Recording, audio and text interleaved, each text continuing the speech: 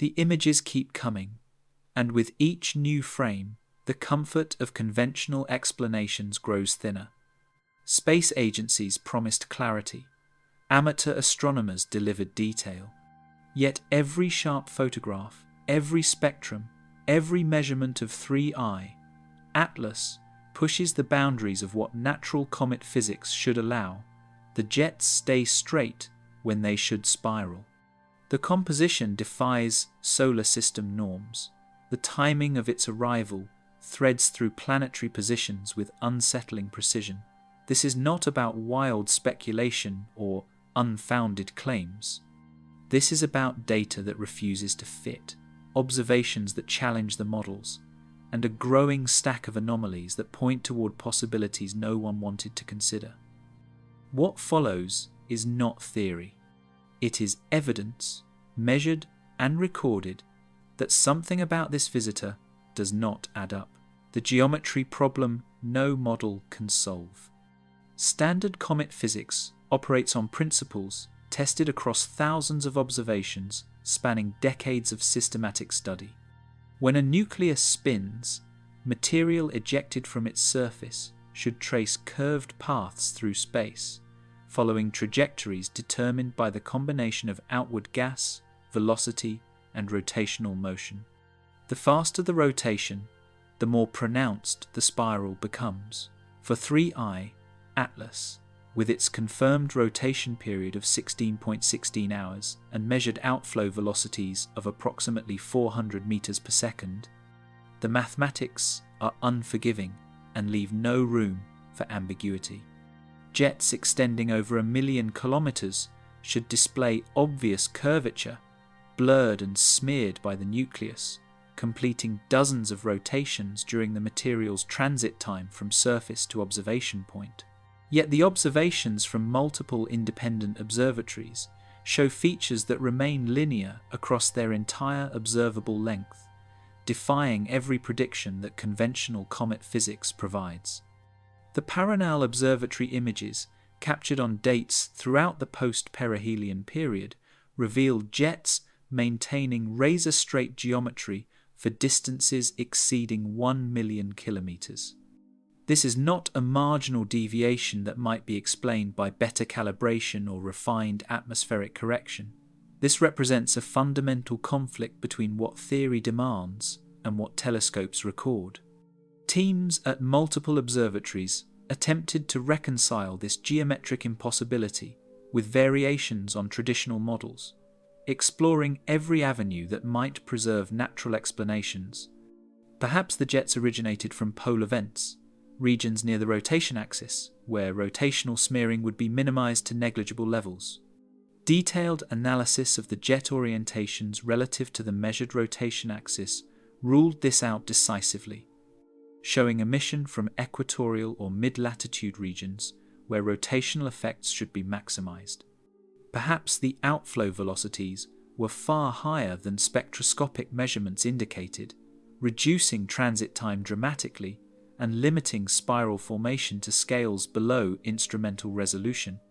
Independent spectroscopic data from multiple facilities confirmed typical cometary speeds, offering no escape through this route and closing off this potential explanation. Perhaps the rotation period measurements themselves were incorrect, the product of systematic errors in photometric analysis or misidentification of the true periodicity. Independent photometric campaigns conducted from different hemispheres using different telescope systems and analysis pipelines converged on the same rotation period value to within hundredths of an hour. The measurement uncertainty is simply too small to explain away the geometric anomaly. The rotation rate is known with confidence that eliminates this as a viable source of the discrepancy. The laboratory experiments designed to test these scenarios told the same unambiguous story across multiple independent facilities. Researchers at the Southwest Research Institute spun ice mixtures in vacuum chambers under conditions that matched the comet's physical parameters as closely as current technology allows. Every single attempt produced jets that curved, fanned, or dispersed according to the expected physics.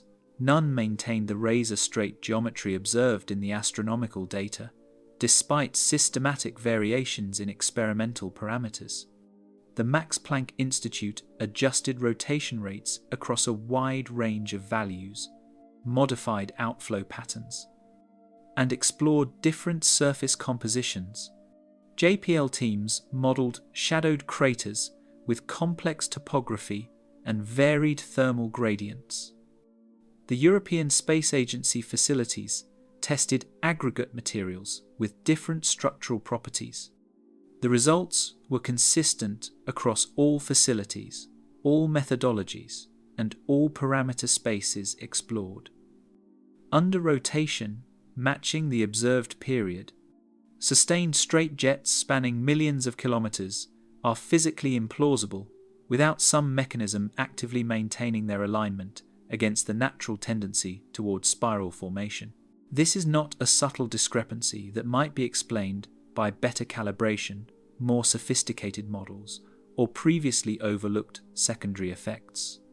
The geometry problem represents a fundamental conflict between observation and theory at the most basic level. The physics governing rotating bodies and gas dynamics are among the most thoroughly understood in planetary science, tested across countless applications from atmospheric dynamics to industrial processes. If those principles hold universally, the observed jet structure cannot exist in nature.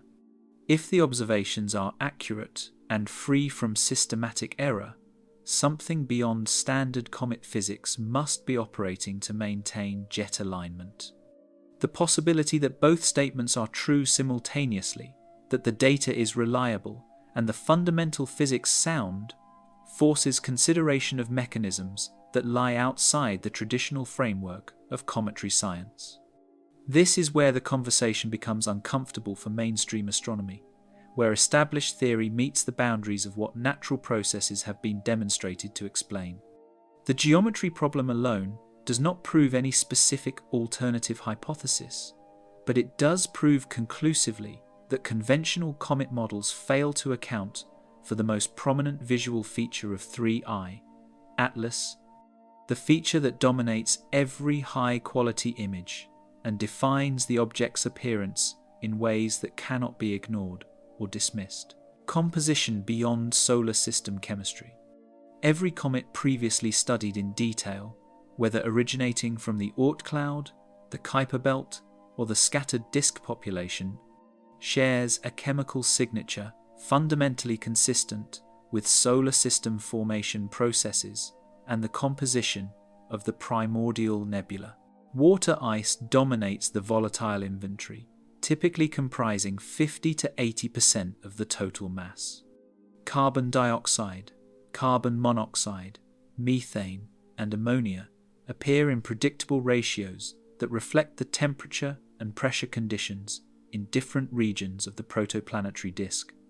Trace metals appear in abundances that closely match the solar photosphere composition, confirming that comets represent relatively unprocessed samples of the material from which planets formed.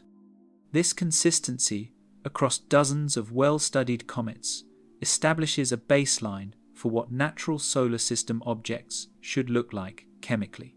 3I, Atlas, breaks this pattern completely and decisively across multiple independent measurements. Spectroscopic analysis from the James Webb Space Telescope, the Very Large Telescope, and multiple ground-based facilities reveals a composition that stands apart from every known natural body in our cosmic neighborhood. The deviations are not subtle variations within the expected range.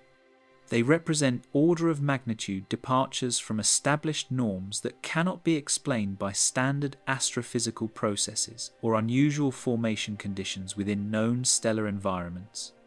The nickel-to-iron ratio emerged as the first major red flag during the initial spectroscopic observations and has been confirmed repeatedly through subsequent measurements.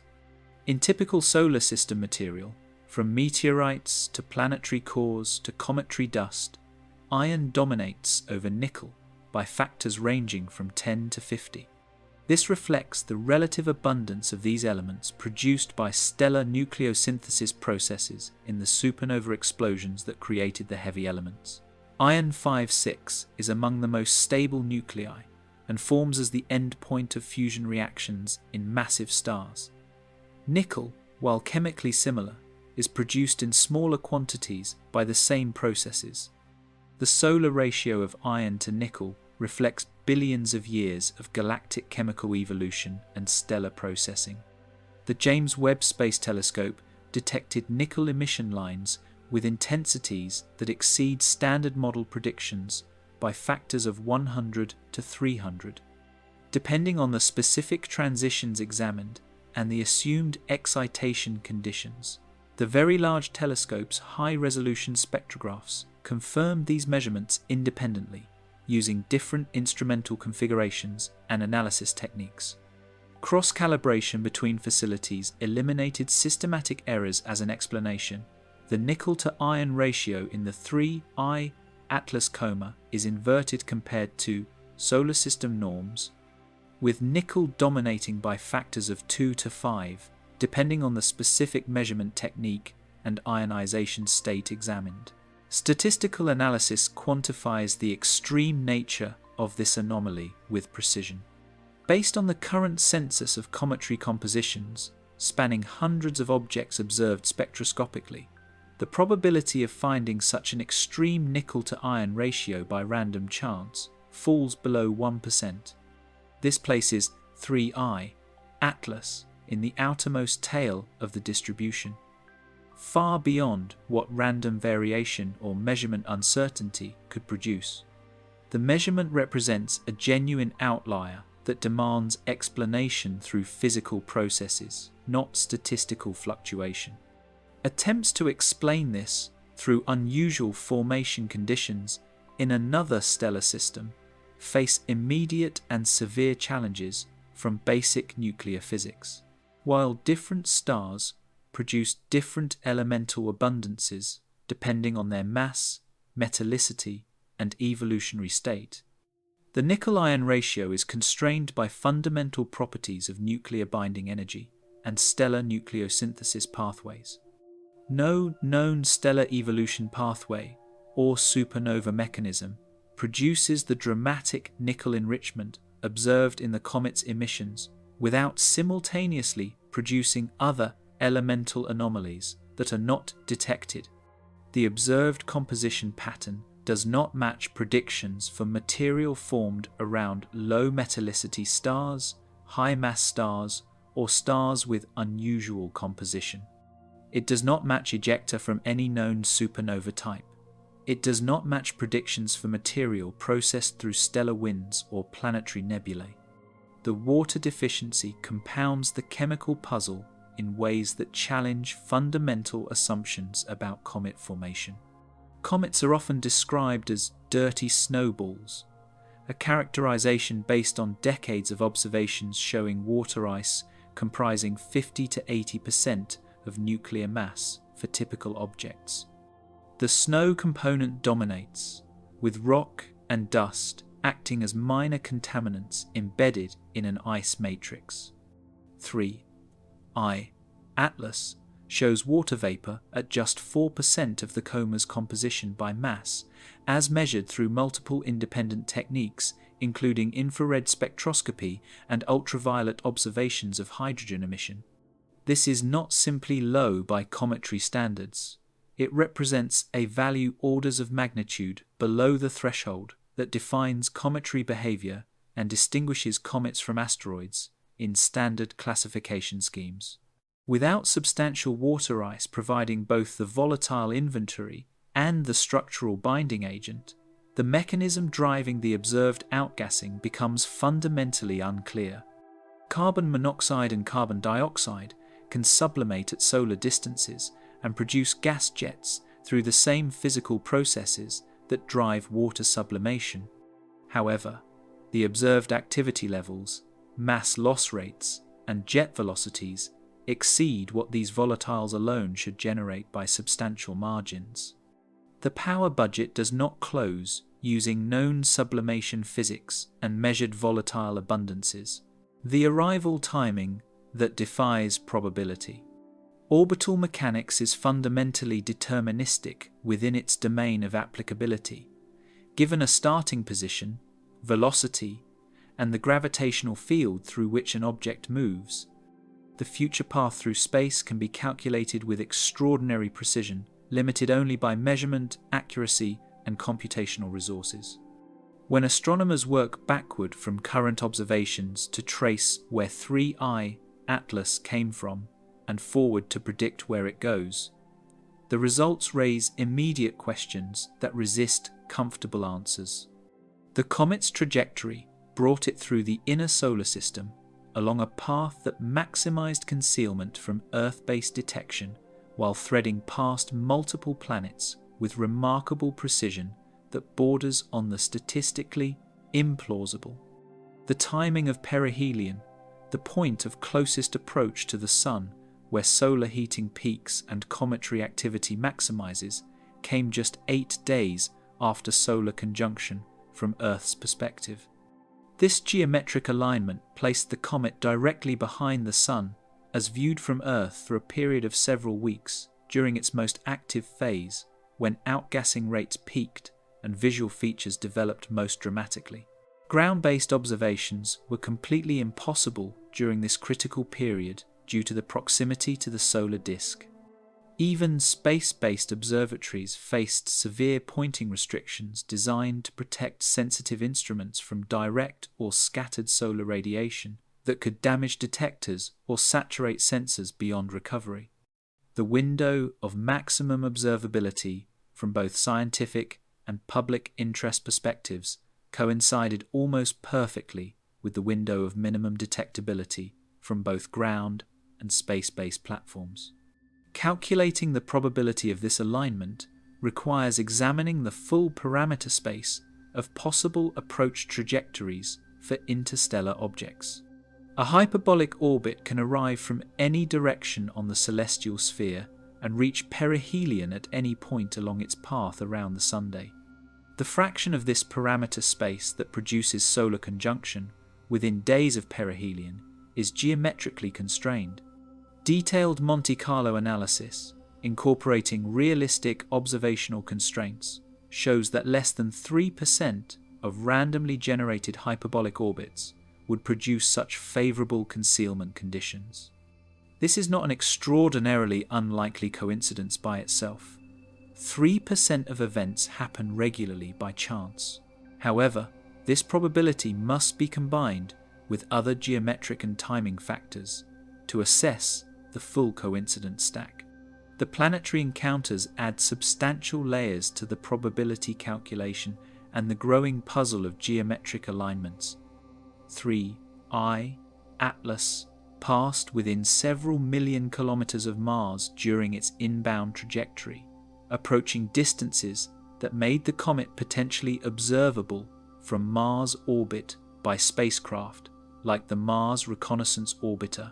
However, the encounter geometry occurred when Mars was positioned on the far side of the Sun from Earth, making real-time coordination of observations challenging and data transmission subject to delays and interruptions during solar conjunction periods.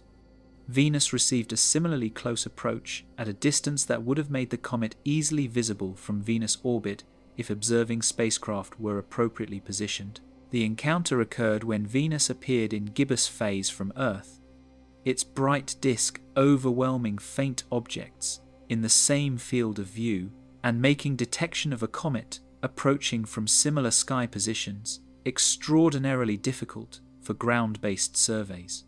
Jupiter's orbital position during the comet's traverse of the outer solar system placed 3I Atlas against the dense star fields of the galactic plane for extended periods, where automated survey systems struggled to distinguish moving objects from the overwhelming background of stars and suffer reduced detection efficiency. Each planetary encounter occurred when that planet's position minimized gravitational perturbation of the comet's path, while simultaneously maximizing the difficulty of detection from Earth-based platforms. Mars was opposite the Sun, Venus was in an unfavorable phase. Jupiter provided a background that challenged detection algorithms. Multiple orbital dynamicists working independently have run extensive Monte Carlo simulations, generating millions of random interstellar trajectories with parameters drawn from plausible distributions based on galactic kinematics and stellar ejection mechanisms. The fraction of simulated trajectories that matches the observed path characteristics, timing of perihelion relative to conjunction, and the specific planetary encounter geometries observed for 3I, Atlas, falls well below 1 in 10,000. This quantifies the degree of coincidence required for a random trajectory, determined solely by the object's ejection velocity from its origin system and the gravitational fields encountered during its interstellar journey, to display these features simultaneously.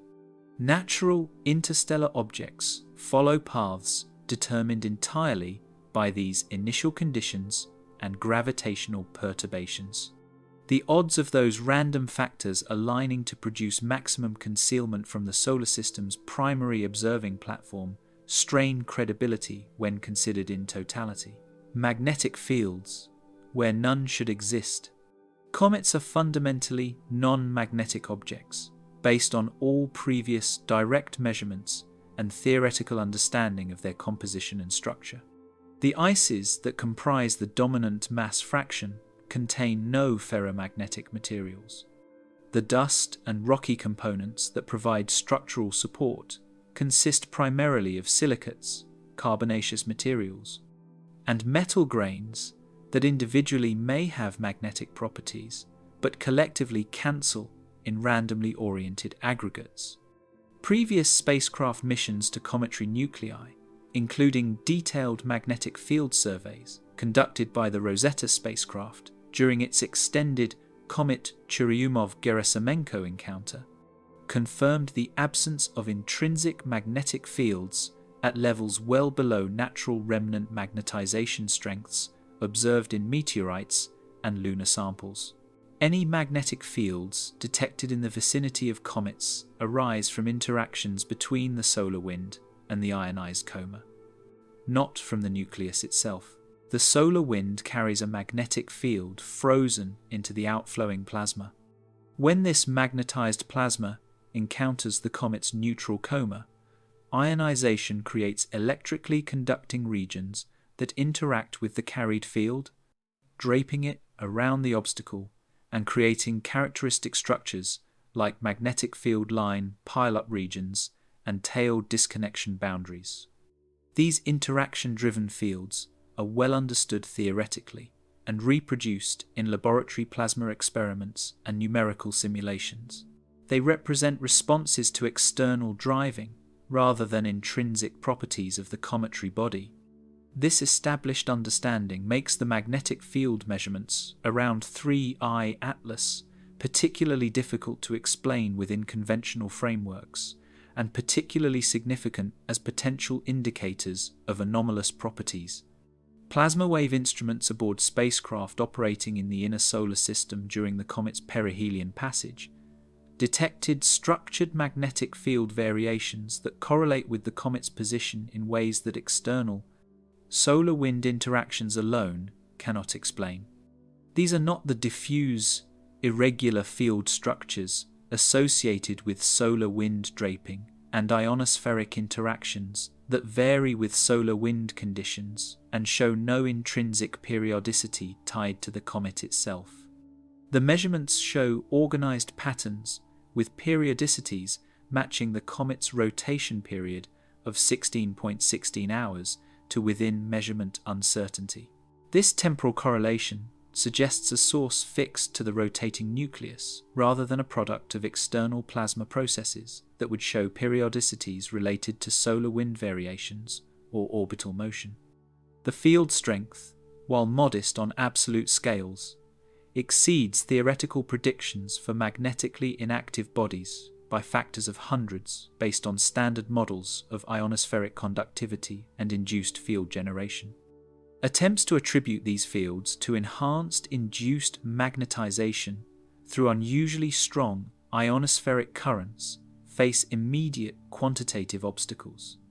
The comet's composition, particularly the low water content, confirmed by multiple spectroscopic measurements, and the unusual metal ratios that deviate from solar system norms, does not support the electrical conductivity required for strong induced fields through standard ionospheric dynamo mechanisms.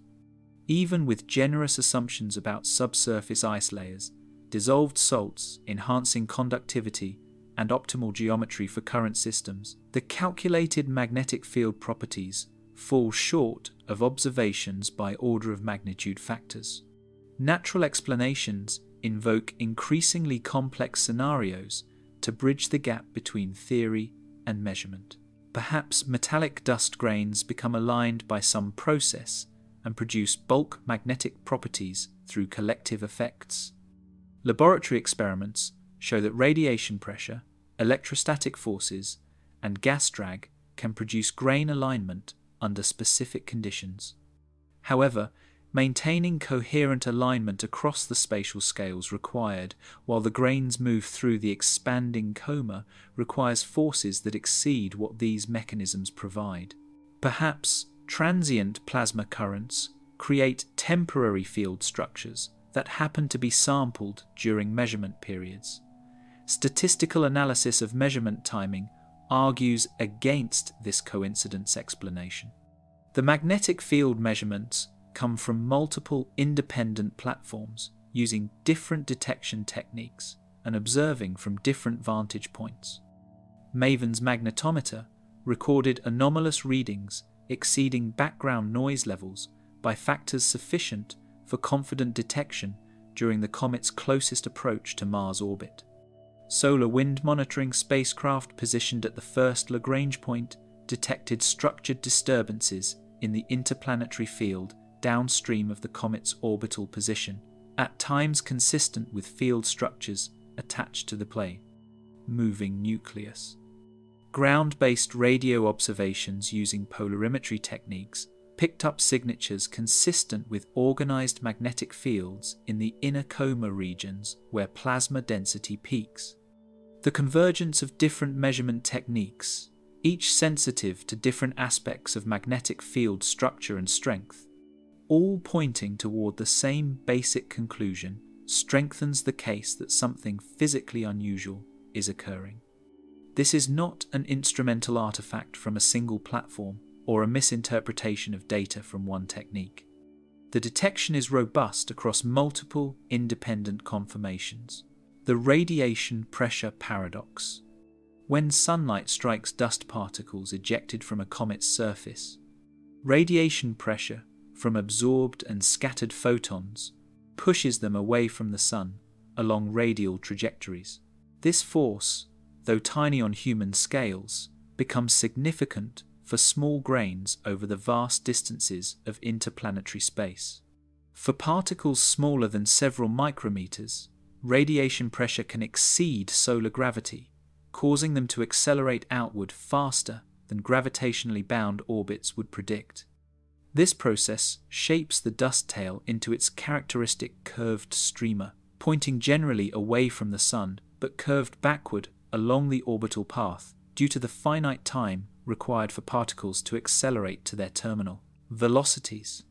The morphology of dust tails provides a reliable diagnostic tool for estimating particle sizes and compositions through detailed modeling that accounts for optical properties, solar radiation spectrum, and orbital geometry. Particles of different sizes respond differently to radiation pressure, with smaller grains accelerated more strongly and larger grains remaining closer to the nucleus trajectory. The resulting size-dependent separation creates tail structures whose shapes encode information about the dust size distribution.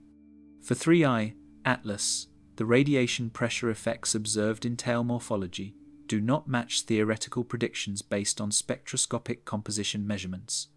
suggesting either unprecedented particle properties or additional forces beyond photon momentum transfer.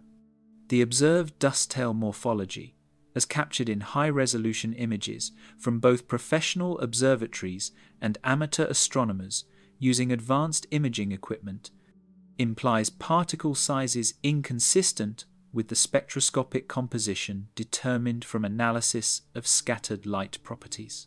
Large grains, several micrometers across, would produce the observed tail shape and curvature, given typical cometary dust densities and standard optical properties of silicate and carbonaceous materials.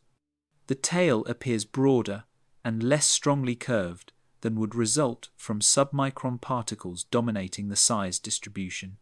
Yet the spectroscopic signatures obtained from analysis of scattered sunlight and thermal emission indicate much smaller particles, submicron grains that should be swept away much more rapidly by radiation pressure and produce tails with different morphological characteristics.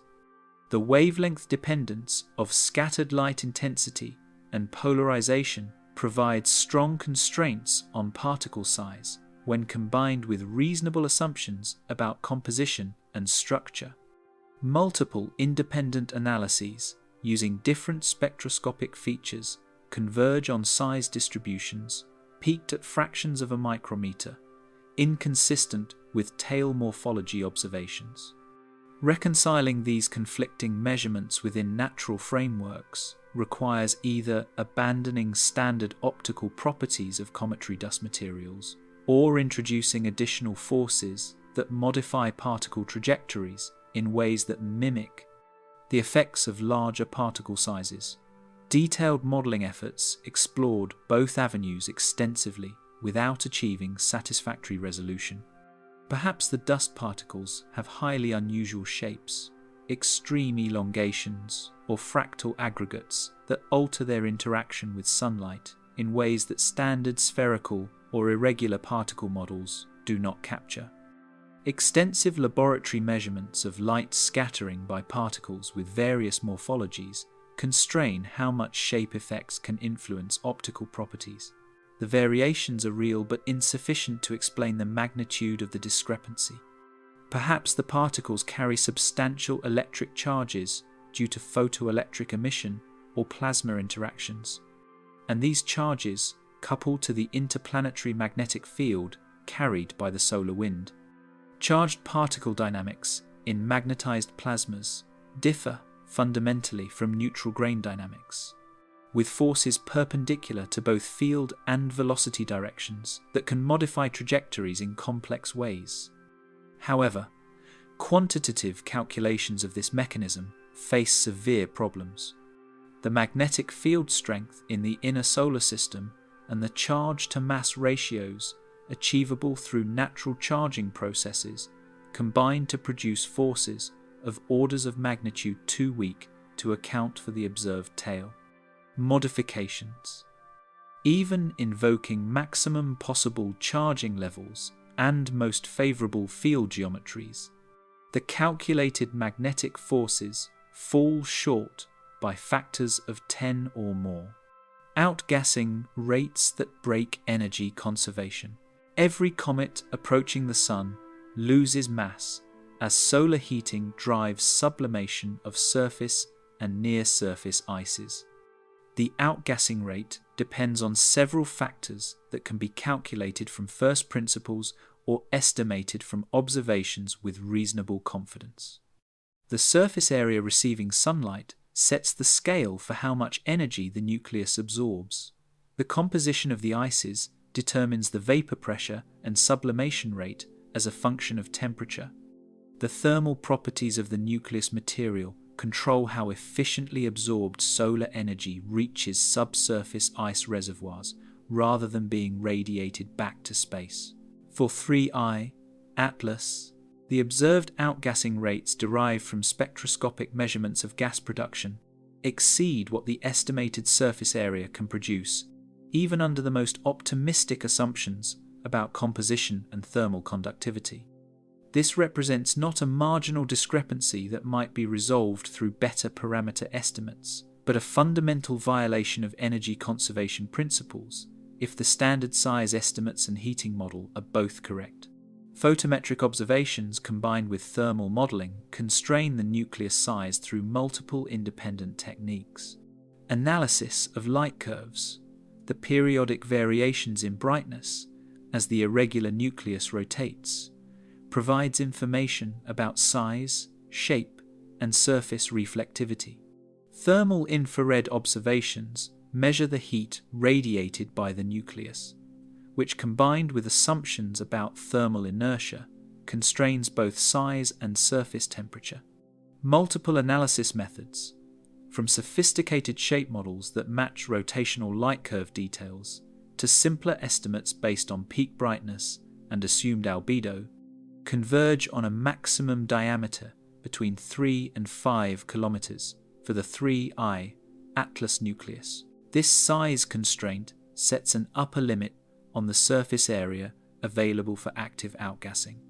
Even assuming the entire surface remains active with no inactive regions, which never occurs in real comets, the geometric constraint is absolute. A 5-kilometer diameter sphere has a surface area of approximately 79 square kilometers. Only half receives direct sunlight at any given time, further reducing the active area. Given typical cometary albedos in the range of 4 to 6%, the absorbed solar power at the perihelion distance can be calculated directly from the solar constant and geometric factors. This sets the total energy budget available to drive sublimation. For water ice, the most efficient cometary volatile in terms of sublimation energy, the enthalpy of sublimation determines how much ice can be vaporized per unit of absorbed energy. Taking the measured solar power input and dividing by the sublimation enthalpy yields the maximum possible mass loss rate if all absorbed energy drives ice sublimation with perfect efficiency. These calculations account for the most favorable conditions, assuming maximum surface activity with no inactive areas, using thermal models optimized for high outgassing efficiency, and selecting the most volatile cometary ices with lowest sublimation barriers. The observed gas production rates, measured through analysis of spectroscopic emission lines and ultraviolet observations of extended hydrogen coma, exceed these theoretical maxima by factors of 3 to 5 depending on the specific measurement technique and assumed excitation conditions. This is not a marginal discrepancy that better modelling might resolve through more sophisticated treatment of surface processes or thermal physics. The energy required to drive the observed outgassing levels simply is not available from solar heating alone, given the size constraints imposed by independent photometric observations.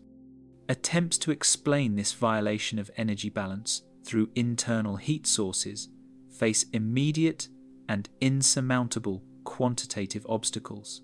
Radioactive decay of long-lived isotopes like potassium-40, thorium-232, and uranium-238 provides internal heating in large planetary bodies and contributes to geological activity on objects like Jupiter's moon Io. However, the power output from radioactive decay scales with mass and depends on isotopic abundances. For a body with a few kilometers diameter, assuming even generous abundances of radioactive elements at levels found in undifferentiated chondrite meteorites, the total radiogenic heating falls short of requirements by factors of thousands. Chemical reactions between reactive species could in principle release energy that supplements solar heating. Laboratory studies of cometary ice analogues show that certain chemical reactions, particularly those involving peroxide compounds or trapped radicals, can release substantial energy when triggered. However, the total energy stored in chemically reactive bonds represents a finite reservoir that depletes as reactions proceed. To sustain the observed outgassing for the weeks-long period during which measurements were obtained would require chemical energy densities exceeding those of high explosives. No plausible cometary composition provides such energy storage capacity. Residual heat from the object's formation represents another potential internal energy source. Gravitational collapse during accretion converts potential energy to heat, and collisions during late-stage assembly add kinetic energy.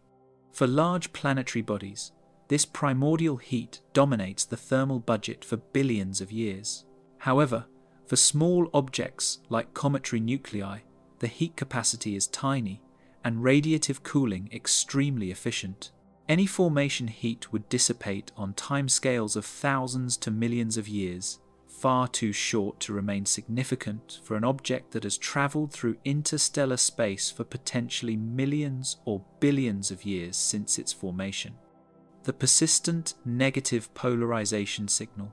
When light reflects or scatters from dust particles, the electric field oscillations that constitute electromagnetic radiation can become polarized, meaning the field oscillates preferentially in certain orientations rather than remaining randomly distributed. The degree of polarization and its sign, positive or negative relative to the scattering plane, depend sensitively on particle size, composition, shape, and the angle between incident and scattered light directions, known as the phase angle. Polarimetric observations of reflected sunlight from cometary dust provide powerful constraints on these particle properties, often revealing details not accessible through other observational techniques. Cometary dust, observed across hundreds of objects, typically produces positive polarization at most phase angles accessible from Earth-based observation geometries. The polarization degree increases with phase angle, reaching maximum values of tens of % for phase angles approaching 90 degrees. This behavior matches theoretical predictions for particle sizes comparable to or larger than visible light wavelengths composed of materials with refractive indices typical of silicates and carbonaceous compounds. Laboratory measurements of light scattering by analog materials confirm the theoretical predictions and validate the interpretation of cometary polarimetry in terms of standard dust properties. 3I Atlas shows sustained negative polarization across a wide range of viewing geometries and phase angles, a pattern that challenges every standard scattering model developed through decades of cometary polarimetry studies. Negative polarization occurs when the electric field perpendicular to the scattering plane dominates over the parallel component, opposite to the usual situation.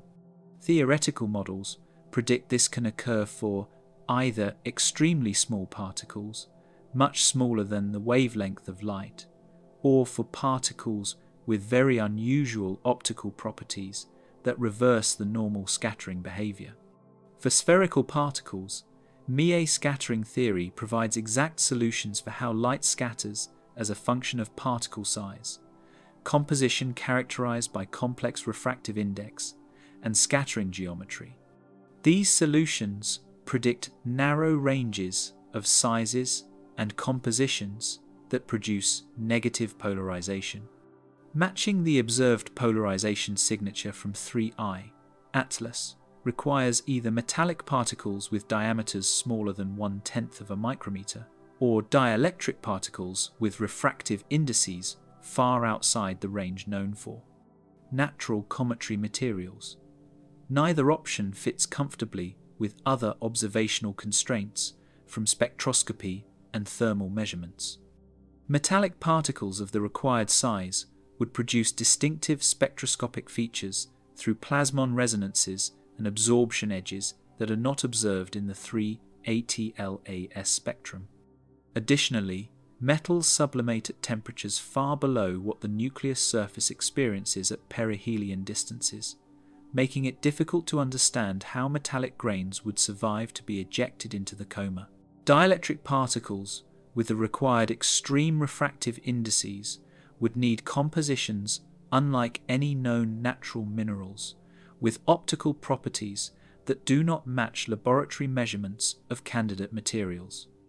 The persistence of the negative polarization signature over weeks of observation and across changing phase angles as the comet moved and Earth's viewing geometry evolved eliminates simple explanations based on transient viewing. Effects or isolated dust events. Standard polarization models predict that the sign of polarization should flip from negative to positive as the phase angle varies through specific critical values that depend on particle properties. The fact that 3I, Atlas, maintained negative polarization across phase angle changes of tens of degrees requires either an extraordinarily narrow and fine-tuned range of particle properties that remains stable as the coma evolves, or a fundamentally different scattering mechanism not accounted for in conventional models. Laboratory experiments attempted extensively to recreate the polarization signature using the full range of dust analogues available to planetary science. Researchers at multiple facilities tested metal particles of various compositions and size distributions, carbon grains in forms ranging from amorphous carbon to graphite, silicate particles with different mineralogies and structures, and various types of aggregates and coated particles designed to mimic complex cometary dust morphologies. The experiments spanned wavelength ranges from ultraviolet through visible to near-infrared, matching the observational datasets. None of the materials tested reproduced the observed polarization pattern across the full range of wavelengths and phase angles measured for 3I-ATLS. The closest experimental matches required particles with properties that do not occur naturally through grain formation processes observed in protoplanetary disks, molecular clouds, or stellar winds. Specifically, achieving the observed polarization behavior required precise size distributions with widths narrower than natural growth processes produce and surface structures implying processing beyond natural abrasion or radiation damage. The negative polarization remains among the most puzzling optical properties of 3I, Atlas, with no satisfactory natural explanation emerging despite intensive modelling efforts and laboratory experimental programs specifically designed to address this anomaly. Spectral absorption features from unknown materials. Spectroscopy provides the most direct and quantitatively reliable window into the composition of cometary material. By analysing how light is absorbed and emitted at different wavelengths, astronomers can identify chemical species present in cometary nuclei, comas, and tails with remarkable precision and specificity. Each molecule and atom produces characteristic spectral features at wavelengths determined by quantum mechanical energy level structures. These spectral fingerprints are as unique and identifiable as human fingerprints, allowing unambiguous identification when sufficient spectral resolution and signal strength are available. The spectrum of 3I, Atlas, obtained from multiple high-resolution spectrographs on premier facilities, includes absorption and emission features that do not match any known molecules or atomic transitions in comprehensive spectroscopic databases compiled over decades of laboratory measurements and theoretical calculations. These unidentified lines appear consistently across multiple observation sessions, separated by days to weeks, confirming they represent real features of the comet rather than transient instrumental artifacts or atmospheric contamination. The spectral features appear in data from different instruments using different optical designs and detector technologies, eliminating instrument-specific systematic errors as explanations. The strongest unidentified features appear in both the near-infrared region, where vibrational transitions of molecules typically dominate, and the ultraviolet region, where electronic transitions and atomic resonance lines are most prominent. Careful wavelength calibration using known atmospheric lines and standard spectroscopic sources confirms the central wavelengths of these features to precisions of better than 1 part in 10,000, eliminating wavelength measurement errors as the source of non-identification. The absorption depths reach tens of % relative to the adjacent continuum for the strongest features, indicating substantial column densities of the unknown absorber must be present along the line of sight through the coma. Comparison with laboratory spectra of thousands of candidate compounds failed to produce convincing matches for these features. Initial searches focused on simple molecules known to exist in cometary environments including various hydrocarbons, nitrogen-bearing species, oxygen compounds, and sulfur-containing molecules. None matched. Expanded searches included more complex organic compounds, particularly those containing multiple functional groups or ring structures that might form in interstellar or cometary ices through radiation processing. Still no matches emerged. Exotic molecules proposed in various astrochemical contexts, including carbon chains, silicon-bearing species, and molecules containing unusual bonding configurations, were considered systematically. The unidentified features persisted without plausible assignments. Molecular spectroscopists calculated predicted spectroscopic properties for increasingly speculative candidate molecules using state-of-the-art quantum chemistry computational methods. These calculations can predict transition wavelengths, intensities, and spectral line profiles with accuracies approaching experimental precision for molecules containing up to dozens of atoms. The calculations explored unusual metal-bearing molecules, metastable excited electronic states, and molecular ions in various charge states. None of the calculated spectra matched the observed features within the combined uncertainties of calculation and measurement. The mystery deepened as additional high-resolution spectra obtained during subsequent observation runs confirmed and refined the initial measurements. The unidentified features appeared with consistent wavelengths and relative intensities across observations separated by weeks, ruling out transient phenomena or rapidly evolving chemical processes. Their presence in both emission mode when viewing the coma against dark sky and absorption mode when the comet passed in front of background stars demonstrates these features arise from real material in the comet rather than instrumental or atmospheric effects. Something in the comet's composition lies demonstrably outside the known catalogue of natural chemical species observed in any solar system object, interstellar cloud, or stellar atmosphere. The spectral features are incompatible with all molecules in comprehensive databases spanning hundreds of thousands of laboratory-measured spectra. This is not a situation where several candidate identifications remain ambiguous. This is a situation where 0 plausible identifications exist, despite exhaustive searches. The unidentified absorption features represent one of the most concrete and difficult to dismiss anomalies in the 3I Atlas dataset, pointing toward material composition that current chemistry and spectroscopy cannot explain. Thermal emission anomalies. Infrared observations measure the heat radiated by cometary nuclei and their surrounding dust comas, providing constraints on temperatures, thermal inertia, and energy balance that complement visible light observations. The thermal emission spectrum and its spatial distribution encode information about how efficiently absorbed solar energy redistributes through thermal conduction, how rapidly surfaces respond to changing illumination, and whether internal heat sources contribute to the observed temperatures. For 3I Atlas, the thermal emission pattern does not follow expected behaviors for a rotating body in sunlight under standard heat transfer physics. Standard thermal models for rotating airless bodies account for multiple physical processes that govern surface temperatures.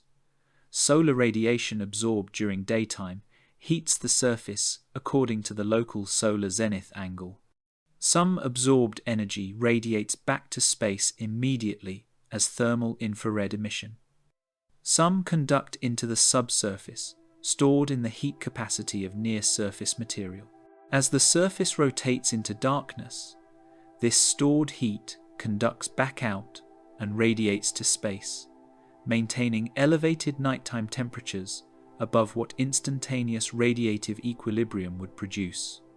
The balance between daytime absorption, thermal emission, and subsurface conduction determines the temperature distribution across the rotating surface.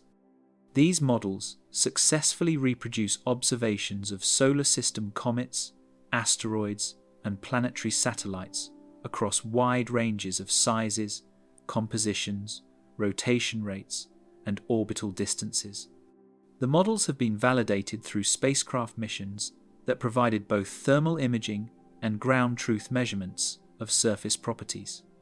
Applied to 3I, Atlas, using its measured rotation period, estimated size, and known orbital position, these standard thermal models predict strong temperature contrasts between illuminated and shadowed hemispheres, and characteristic phase lags between maximum solar heating and maximum infrared emission as different parts of the surface rotate through the diurnal cycle.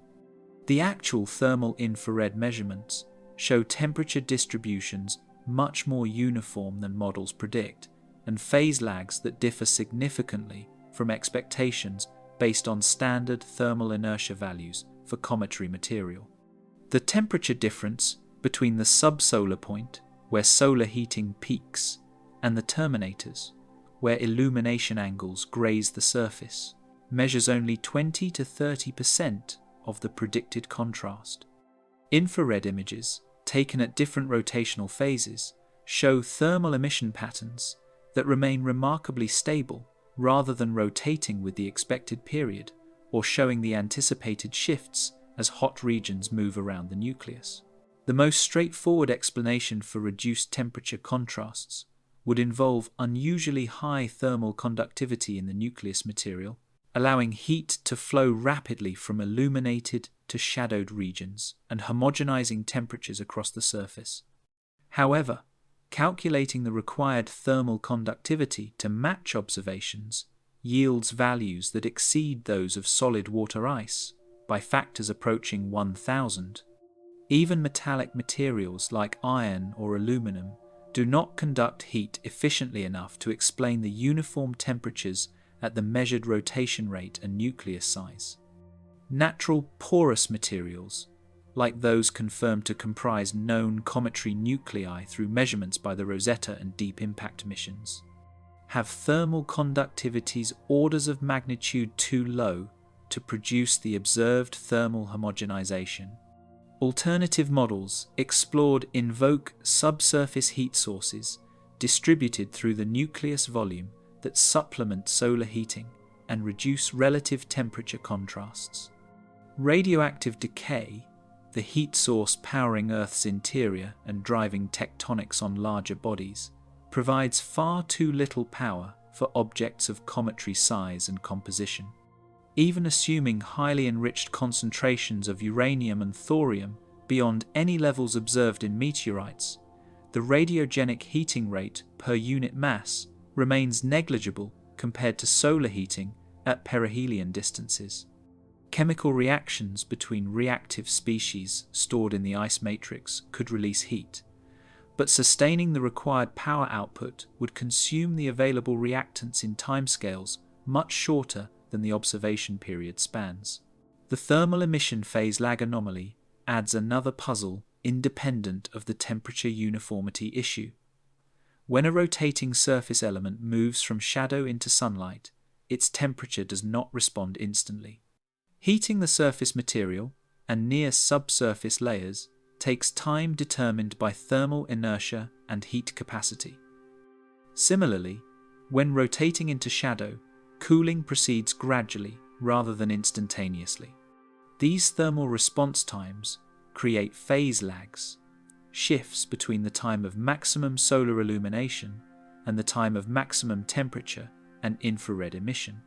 Standard thermal models predict phase lags of several hours for typical cometary material properties and the measured rotation period. The observed infrared emission from 3I Atlas peaks with much shorter phase lags, or in some analyses with phase leads, where peak emission occurs before peak illumination, physically impossible under passive solar heating alone. The missing fragmentation events. Comets are structurally fragile objects, held together primarily by weak ice bonds and modest self-gravity, insufficient to compress material to high density. The history of cometary observations is filled with examples of fragmentation events where nuclei split into multiple pieces or disintegrate entirely into expanding debris clouds. Famous historical examples include Comet Shoemaker-Levy 9, which fragmented into more than 20 distinct pieces during a close approach to Jupiter before the fragments crashed into the planet. Comet Lineaire disintegrated completely during its approach to the Sun, leaving only a diffuse debris cloud. Comet Elenin broke apart and essentially dissolved before reaching perihelion. Statistical studies of long-period comets making their first passage through the inner solar system show that substantial fractions, estimated at 20 to 40% depending on perihelion distance, experience observable fragmentation events. The physical processes driving fragmentation include thermal stress from rapid heating as the nucleus approaches the Sun, tidal stress during close approaches to massive bodies, and internal pressure buildup from gas trapped in subsurface ice that explosively fractures the nucleus structure. For comets approaching within Venus orbit distance from the Sun, as 3I Atlas did, fragmentation becomes increasingly likely as thermal stresses maximize. The perihelion distance of 3I Atlas brought it to within approximately 0.72 astronomical units from the Sun, well inside the orbit of Venus, and into regions where solar heating reaches levels capable of vaporizing surface ices at rates that create substantial internal pressure if gas cannot escape freely. The thermal environment at this distance has proven sufficient to disrupt previous comets with similar approach parameters. Additionally, 3I Atlas approached at high velocity on its hyperbolic trajectory, experiencing more rapid temperature changes than objects on elliptical orbits that spend longer times at intermediate solar distances. Rapid thermal changes increase mechanical stress through differential expansion of material with varying ice and rock content. Every factor identified through previous studies as promoting cometary fragmentation was present and amplified for 3I Atlas. Yet, comprehensive photometric monitoring throughout the perihelion passage shows no evidence of fragmentation events. The light curves, detailed brightness measurements, obtained at regular intervals through the critical weeks bracketing perihelion, display stable periodic variations consistent with a single rotating nucleus. Fragmentation produces characteristic signatures in light curves, including sudden brightness increases as fresh ice becomes exposed, or as the total cross-section increases when fragments separate, followed by more complex variations as multiple bodies tumble independently. None of these signatures appear in the 3I Atlas photometric data. The variations remain smooth and periodic, matching patterns expected from a coherent rotating body without evidence of structural changes. High-resolution imaging conducted immediately after perihelion, when the comet emerged from solar conjunction and became accessible to major observatory facilities, revealed a single compact nucleus surrounded by its characteristic coma structure. No nearby fragments appeared in any images, despite detection limits sensitive enough to reveal pieces as small as tens of meters across, if separated by more than a few nucleus diameters. No debris trails appeared extending along the orbit, in directions that would indicate recently separated material following slightly different trajectories. The coma maintained its structure and jet patterns without the dramatic expansions or morphology changes that accompany breakup events, as internal structure disrupts and massive amounts of fresh material suddenly sublimate. All available evidence from multiple independent observation techniques converges on the conclusion that the 3I Atlas nucleus remained completely intact throughout perihelion passage, without experiencing any of the fragmentation, splitting, or disruption events that commonly affect comets in similar dynamical and thermal environments. This survival requires structural strength and internal cohesion exceeding what natural ice rock aggregates typically provide. Structural modelling explored whether favourable combinations of shape, rotation, state, and internal structure might explain the observed resilience within natural bounds. Calculations of tensile strength, the force per unit area required to mechanically separate material, show that natural aggregates of ice and dust particles, bound by weak sintering and van der Waals forces, provide strengths typically measured in thousands of pascals. The stresses imposed by thermal expansion, outgassing pressure, and tidal effects during perihelion passage of 3I Atlas reach levels orders of magnitude higher. Natural material should have failed structurally, resulting in at minimum partial fragmentation or surface disruption, if not complete disintegration. Even allowing for optimistic assumptions about unusual strength through prior sintering, compaction from long-duration exposure to cosmic rays, or structural reinforcement through rocky inclusions embedded in the ice matrix, the predicted survival probability falls well below 50% based on comparison with the observed fragmentation rates for comets in similar thermal environments. The fact that 3I Atlas not only survived perihelion intact, but showed absolutely no signs of stress, degradation, or partial disruption implies material properties and structural cohesion that significantly exceed natural bounds established through studies of meteorites, cometary samples, and theoretical models of aggregate strength.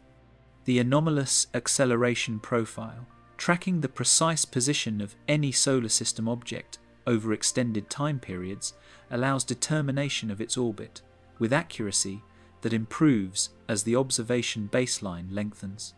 For comets, comparing observed positions with predictions from purely gravitational orbital models reveals discrepancies caused by non-gravitational forces, primarily the rocket-like thrust from asymmetric outgassing as material sublimates and escapes from the nucleus.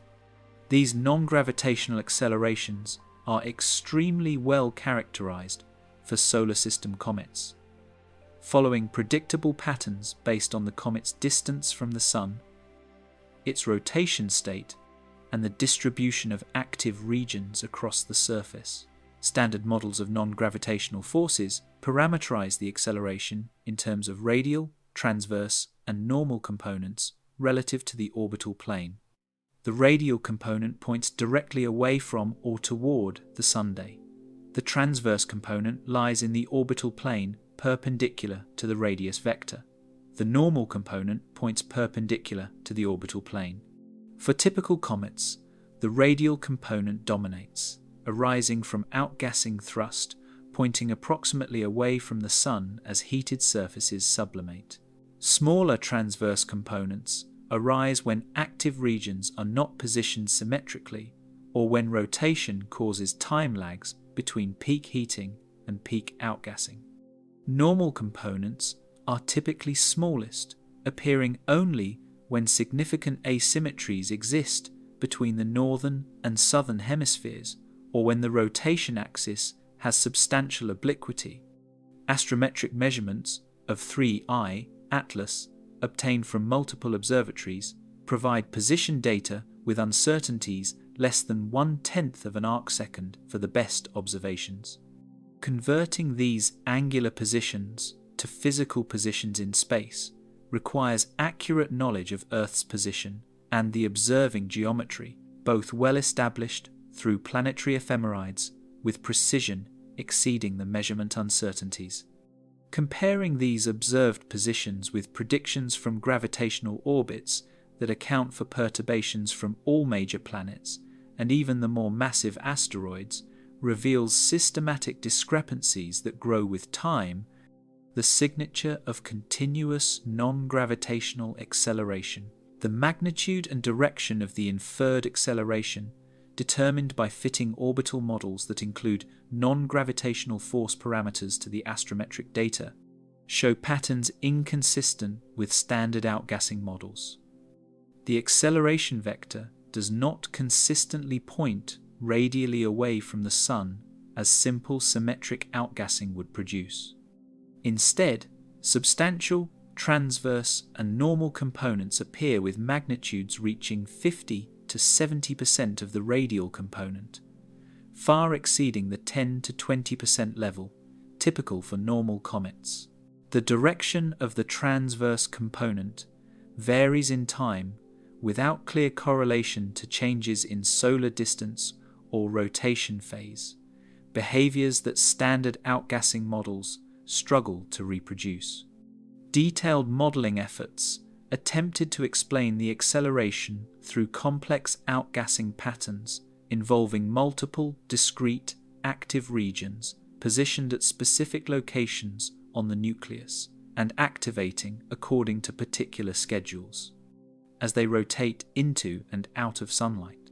By introducing sufficient free parameters including vent locations, orientations, activity levels, and time variable strengths, modelers can in principle fit any observed acceleration profile.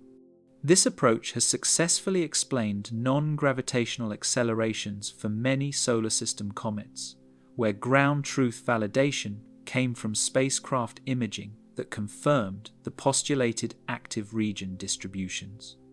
For 3I Atlas, achieving acceptable fits to the acceleration data requires active region configurations that directly conflict with the observed jet structures visible in high-resolution images. The jets point in specific directions determined unambiguously by their appearance in images from multiple viewing geometries. The thrust direction inferred from orbital dynamics points in different directions that would require different jet orientations. Additionally, the strength of outgassing inferred from spectroscopic measurements of gas production rates does not match the thrust levels needed to produce the measured orbital perturbations. The gas production falls short by factors of 3 to 5 in providing sufficient momentum flux to explain the accelerations. The most significant and difficult to explain component appears in the transverse acceleration perpendicular to both the sunline and the comet's velocity vector. Natural outgassing produces primarily radial accelerations with smaller tangential components arising from rotation effects and thermal lag. Transverse components perpendicular to the orbital velocity arise only through very specific geometric configurations, where active regions point sideways relative to the motion direction and maintain this orientation despite rotation. For 3I Atlas, the transverse acceleration persists at substantial levels across weeks of observation, requiring either continuous fine-tuned asymmetry that somehow maintains itself despite rotation, or forces completely unrelated to solar-driven outgassing that happen to point in directions unconnected to obvious physical drivers. Activity patterns uncorrelated with solar distance. The fundamental driver of cometary activity is solar heating, which increases systematically as a comet approaches the Sun and decreases systematically as it recedes following perihelion. This relationship between solar distance and activity level is among the most basic and well-established principles in cometary science, observed across hundreds of objects spanning centuries of recorded observations. The activity typically follows a power law where brightness and gas production rates scale with solar distance raised to some negative exponent, with typical values between -2 and -4. This means activity increases by factors of 4 to 16 for each halving of solar distance, a strong and easily measured effect. For 3I, ATLAS, light curve monitoring, and spectroscopic observations conducted over several months spanning inbound approach, perihelion, and outbound departure tracked the comet's brightness and gas production rates with sufficient cadence to reveal deviations from this fundamental pattern. Instead of the expected smooth monotonic increase toward perihelion followed by symmetric decline, the data shows irregular variations superimposed on the general trend that do not correlate with solar distance. Outburst events occurred at times when solar heating was actually decreasing as the comet receded from perihelion. Activity levels fluctuated on timescales of days, with amplitude variations reaching factors of 2 to 3, far exceeding the smooth changes expected from the gradually varying solar distance. Attempts to correlate the activity variations with the nucleus rotation phase met with mixed and ultimately unsuccessful results. For some activity variations, particularly those with periods close to the measured rotation period, correlations appear, suggesting that localized active regions rotating into and out of direct sunlight drive the brightness changes. This is normal behavior for comets and explains many of the shorter period variations observed. However, the largest and most dramatic outbursts show no correlation with rotation phase, occurring at different rotational orientations across multiple spin cycles. These phase-independent outbursts cannot be explained by fixed surface features like discrete vents or ice patches that would show regular periodic behavior tied to the spin. Solar-wind interactions provide another potential mechanism for driving activity variations independent of solar distance. Changes in solar wind pressure, density, or magnetic field strength might modify the efficiency of gas escape from the nucleus or trigger sudden releases of trapped volatiles through electrical or magnetic stress. Detailed comparison of activity variations with solar wind measurements from multiple monitoring spacecraft showed no consistent correlations. Individual outburst events sometimes occurred near times of solar wind pressure increases or interplanetary shock passages, but statistical analysis across all events found no systematic relationship. The probability of apparent correlations occurring by chance alone exceeded 30%, far below the threshold for claiming physical causation.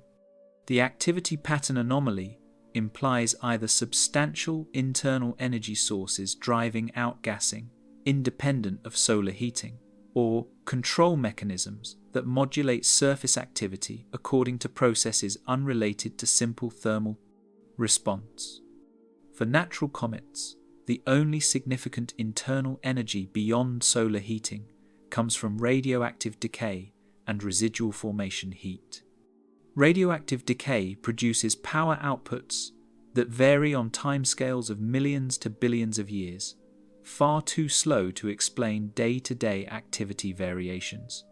Formation heat dissipates on timescales of thousands to millions of years for objects of cometary size, again much too slow. Chemical reactions between reactive species could provide rapid energy release on appropriate timescales. Various chemical systems store energy in molecular bonds that releases when reactions proceed, ranging from simple oxidation reactions to complex organic chemistry. However, sustaining repetitive outbursts over weeks requires either enormous reserves of reactants that would dominate the nucleus composition or extremely efficient triggering mechanisms that initiate reactions with precise timing. Laboratory studies of chemical reactions in ices under conditions relevant to cometary environments show that while reactions can produce transient heating events, the energy release rates and repeatability required to match observations far exceed what natural chemistry provides without artificial initiation or control. The dust-to-gas ratio reversal. In every comet studied in detail previously, gas production dominates over dust production in terms of mass flux from the nucleus. Typical dust-to-gas ratios by mass range from 0.1 to 1, meaning that for every kilogram of dust ejected, somewhere between 1 and 10 kilograms of gas sublimate and escape. This gas-dominated mass loss reflects the fundamental composition and structure of cometary nuclei, where volatile ices comprise the majority of the material and dust particles, represent rocky and carbonaceous inclusions embedded within the ice matrix. The gas provides both the energy through sublimation and the mechanical force through expansion that lifts dust from the surface and accelerates it away from the nucleus. 3I Atlas displays a dust-to-gas ratio measured at values between 3 and 5, depending on the specific observation date and measurement technique, representing a complete reversal of the normal pattern. For every kilogram of gas detected through spectroscopic measurements, 3 to 5 kilograms of dust appears in scattered light and thermal emission observations. This represents not a marginal deviation toward the high end of the normal range, but a fundamental inversion that has no precedent in comprehensive surveys of cometary dust-to-gas ratios spanning decades of observations. Measuring dust-to-gas ratios requires combining observations across multiple wavelengths and techniques, each sensitive to different components of the comet's mass loss. Spectroscopy in ultraviolet, visible, and infrared wavelengths quantifies gas production through analysis of molecular emission lines. The intensity of these lines relates directly to the number of molecules present and their excitation state. Careful modelling of excitation processes accounting for solar fluorescence and collisional effects converts measured intensities to gas production rates, with uncertainties typically around 30%. Dust measurements come from analysis of scattered sunlight in visible wavelengths, which depends on the total cross-sectional area of dust grains, and thermal emission in infrared wavelengths, which depends on dust temperature and emissivity. Combining these measurements with models of dust optical properties allows estimation of total dust mass production rates. For 3I Atlas, multiple independent teams performed these measurements using data from different facilities and different analysis techniques. The results consistently show dust production exceeding gas production by factors of 3 to 5. This represents a robust result confirmed across multiple observation epochs, spanning weeks of time and multiple viewing geometries. Cross-checks using different gas tracers and different dust measurement methods confirm the inversion. This is not a measurement artifact from any single technique or a transient phenomenon during one observation, but a persistent property of the comet's mass loss throughout the entire period it remained observable. Explaining dust-dominated mass loss requires either an extremely dry nucleus with minimal ice content or physical mechanisms that preferentially eject dust compared to gas beyond what normal entrainment processes provide. The measured water abundance, already established at just 4% of the coma mass compared to 50 to 80% for typical comets, places the nucleus composition far toward the dry extreme of any known population. Reducing volatile content further to explain even higher dust-to-gas ratios creates severe problems for understanding how the object formed as a coherent body and how it maintains structural integrity. Ice acts as the cement binding cometary nuclei together. Laboratory experiments and theoretical models both show that without sufficient ice content, dust grains cannot aggregate into stable bodies. The weak forces between dust grains, including van der Waals interactions and electrostatic attraction, provide insufficient binding strength to prevent disruption from tidal forces, collisions, or internal stress. Observations of asteroid families and collisional fragments demonstrate that purely rocky bodies without ice quickly break apart into rubble piles held together primarily by self-gravity. For a body with the estimated size of 3I Atlas, self-gravity alone cannot provide sufficient binding force to maintain integrity without ice providing additional cohesion. The coma asymmetry that rotates wrong. Cometary comas typically display some degree of spatial asymmetry in brightness, with enhancements in particular directions corresponding to active regions on the rotating nucleus surface.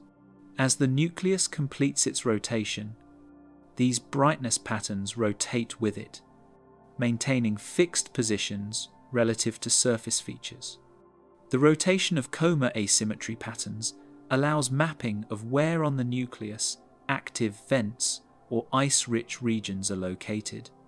This technique has been applied successfully to many comets, providing information about surface heterogeneity that complements spacecraft imaging when available. High-cadence imaging of 3I Atlas captured coma structure with time resolution sufficient to follow brightness variations through multiple complete rotation cycles of the nucleus. Analysis of these image sequences reveals brightness enhancements and asymmetry features that rotate at rates inconsistent with the photometrically determined nuclear rotation period. Some coma features rotate faster than the nucleus spins, completing full rotations in 12 to 14 hours compared to the 16-hour nuclear period. Other features rotate more slowly or even retrograde, appearing to move backward relative to the nuclear spin direction.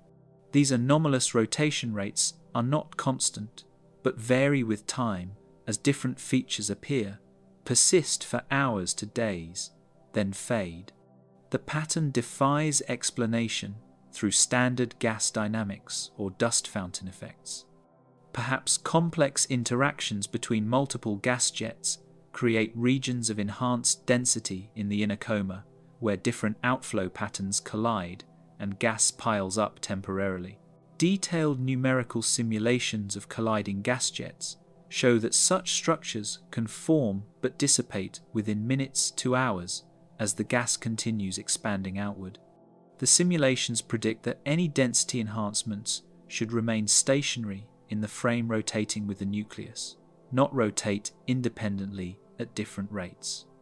The gas, velocities and pressures in cometary comas are too low to support organized vortex structures that might rotate independently through fluid dynamic processes analogous to atmospheric cyclones.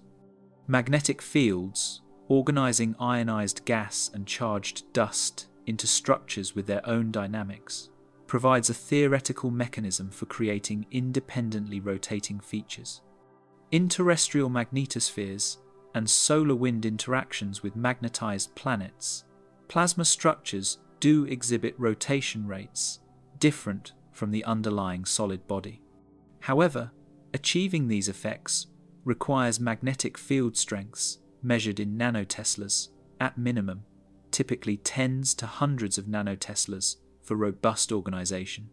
The magnetic field measurements around 3I Atlas, while anomalously high compared to normal comets, remain below 1 nanotesla in the coma regions where the independently rotating brightness features appear. Even invoking the highest measured field values and most favorable geometries, magnetic forces remain orders of magnitude too weak to overcome gas pressure and organize plasma into rotating structures. The rotating coma features persisted across multiple observing sessions, separated by days to weeks, ruling out transient phenomena like discrete outburst clouds or fragment halos that might show complex motion for brief periods before dispersing. The features maintained structural coherence, appeared as organized enhancements rather than random fluctuations, and displayed systematic rotation that varied smoothly rather than erratically. Something actively maintains these structures against the natural tendency for gas expansion and dissipation, and something drives their rotation at rates decoupled from the nuclear spin. Natural cometary processes, identified through decades of study, provide no mechanism capable of producing these behaviors. Nuclear condensations without fragmentation. High-resolution imaging of cometary comas occasionally reveals compact bright regions distinct from the central nucleus, features that astronomers call nuclear condensations. These bright spots, embedded within the broader diffuse coma, typically represent one of two phenomena: either concentrated dust clouds ejected during localized outburst events, or recently separated fragments produced when the nucleus splits apart under thermal or tidal stress. The distinguishing characteristic between these possibilities comes from tracking how the condensations move and evolve over time. Dust clouds expand and dissipate within hours as gas drag disperses the particles. Fragments follow ballistic trajectories determined by their separation velocity and the weak gravity field, drifting steadily away from the parent nucleus and eventually forming independent dust tails as solar radiation pressure acts on their individual comas. For 3I, Atlas, high-resolution images obtained during the perihelion passage revealed multiple distinct nuclear condensations, appearing as compact, bright regions with spatial scales of hundreds to thousands of kilometers, substantially smaller than the main coma, but much larger than the estimated nucleus size. Advanced image processing techniques designed to enhance faint structures and separate overlapping features identified at least 3, possibly as many as 5, distinct condensations present simultaneously during peak activity periods. Each appeared as a brightness enhancement, with a profile sharper and more concentrated than the diffuse background coma, but noticeably extended compared to stellar point sources in the same images. Confirming these features represented real structures at the comet's distance rather than foreground stars or cosmic rays striking the detector. The condensations displayed motion relative to each other and to the main nucleus that defied straightforward interpretation within either the dust cloud or fragment hypothesis frameworks. If these features represented separated fragments, their relative velocities measured from position changes across multiple images fell in the range of tens to hundreds of meters per second. For objects separated by the observed distances of thousands to tens of thousands of kilometers, these velocities correspond to separation events occurring hours to days before the observations. Fragment separation during cometary breakup events produces debris clouds following trajectories determined by the ejection velocity vector and subsequent gravitational and radiation pressure forces. Standard orbital mechanics, applied to the observed positions and velocities, predicts that fragments should rapidly drift apart, with separation distances increasing linearly with time for ballistic motion or following more complex but calculable trajectories if radiation pressure significantly affects the motion. The smallest fragments, those most affected by radiation pressure, should visibly accelerate away from the nucleus in directions roughly anti-sunward, producing elongated trails within hours. Larger fragments that are less affected by radiation pressure should follow nearly Keplerian orbits around the Sun that slowly diverge from the parent nucleus trajectory, creating angular separations that grow steadily with time. Neither predicted behavior matched what the observations showed, The nuclear condensations maintained loose spatial association with the main nucleus across observation periods spanning multiple days, neither rapidly dispersing like ballistic fragments, nor maintaining fixed positions like stationary coma structures. Their relative positions changed, demonstrating real motion rather than rotation of stationary features, but the motion patterns did not follow ballistic trajectories. Some condensations appeared to approach the main nucleus rather than recede, behavior impossible for ballistically ejected fragments unless gravitational capture occurred, which requires implausibly low separation velocities for the observed distances. Most puzzling, the condensations eventually faded from visibility without producing the debris trails that fragmentation events invariably create. When cometary nuclei split, each fragment becomes a miniature comet in its own right, surrounded by its own dust and gas coma, and trailing its own tail of material swept back by solar radiation pressure. These fragment tails remain visible for weeks to months after separation, providing unmistakable signatures of breakup events in long-term monitoring data. Famous examples include the spectacular multiple tails of Comet West and the string of pearls appearance of Comet Shoemaker-Levy 9. No such fragment tails appeared in continued monitoring of 3I Atlas as the condensations disappeared.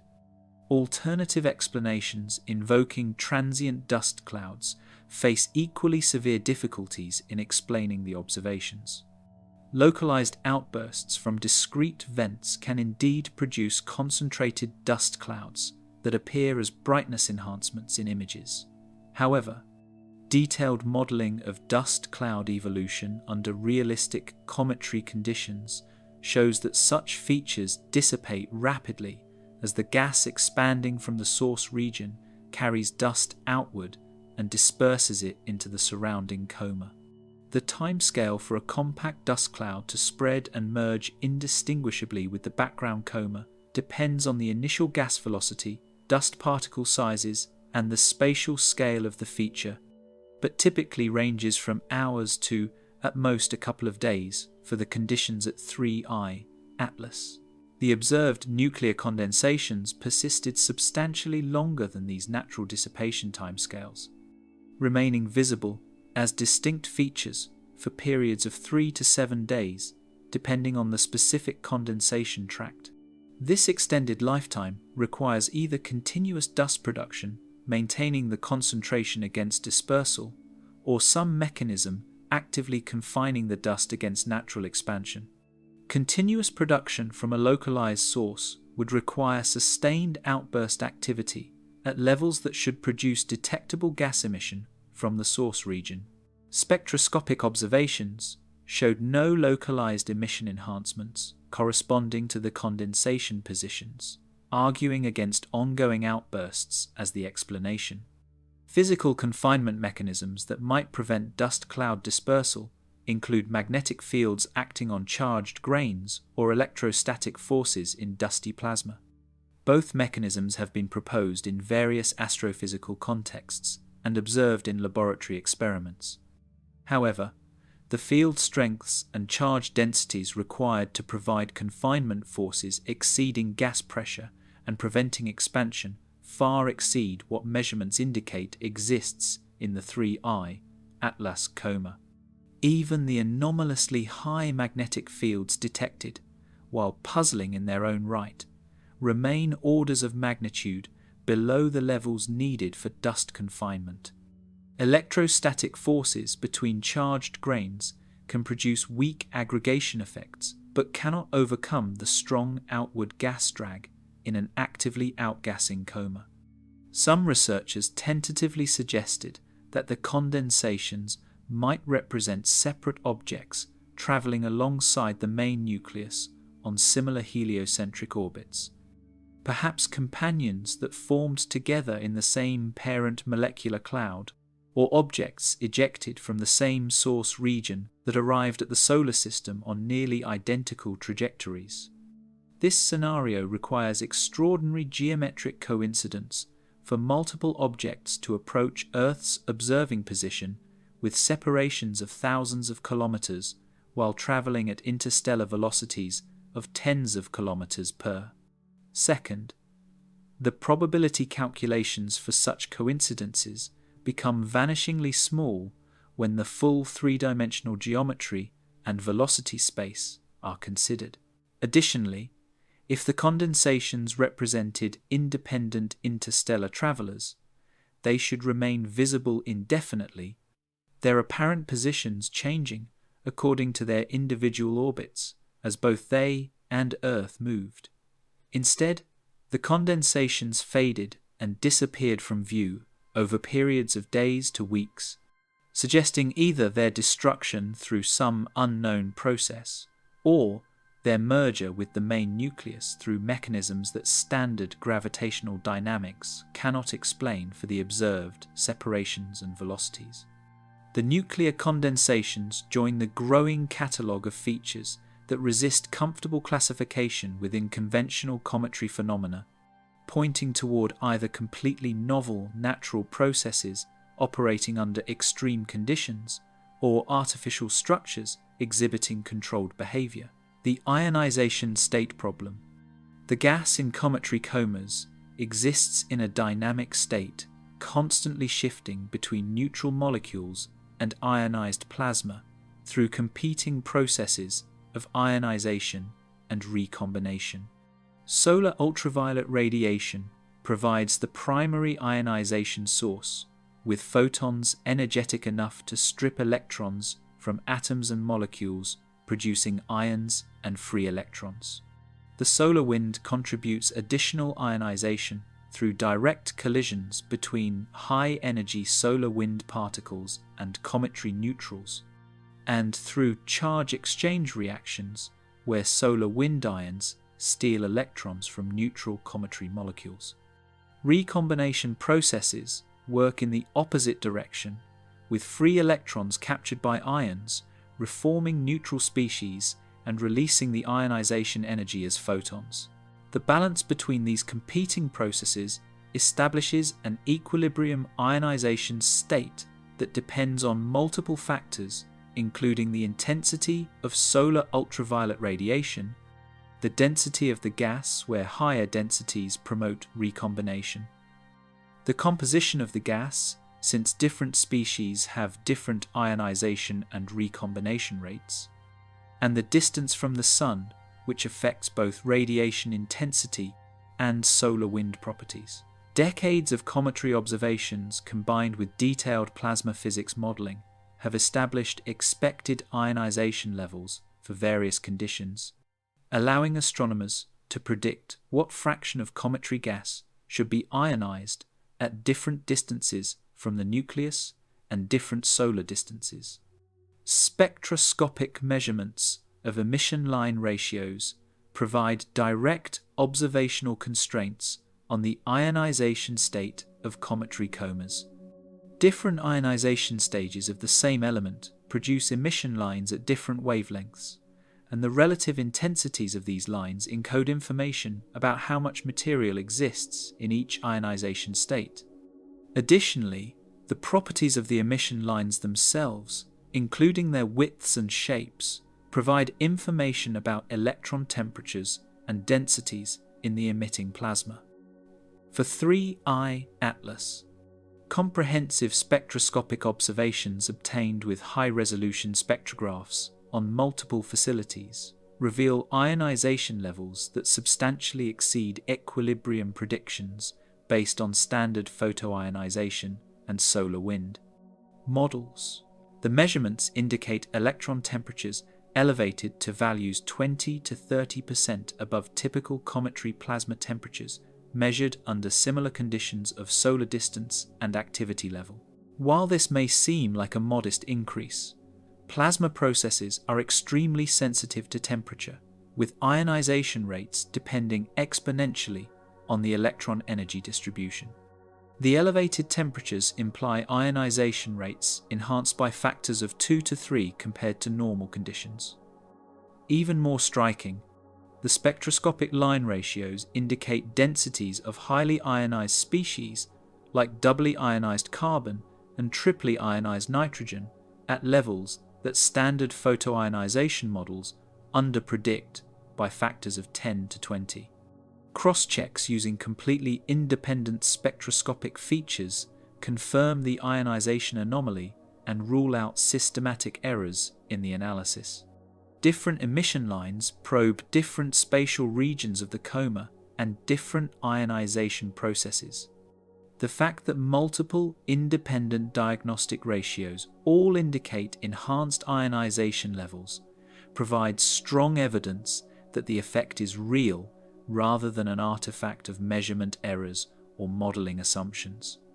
The anomaly persists across multiple observation epochs, separated by days to weeks.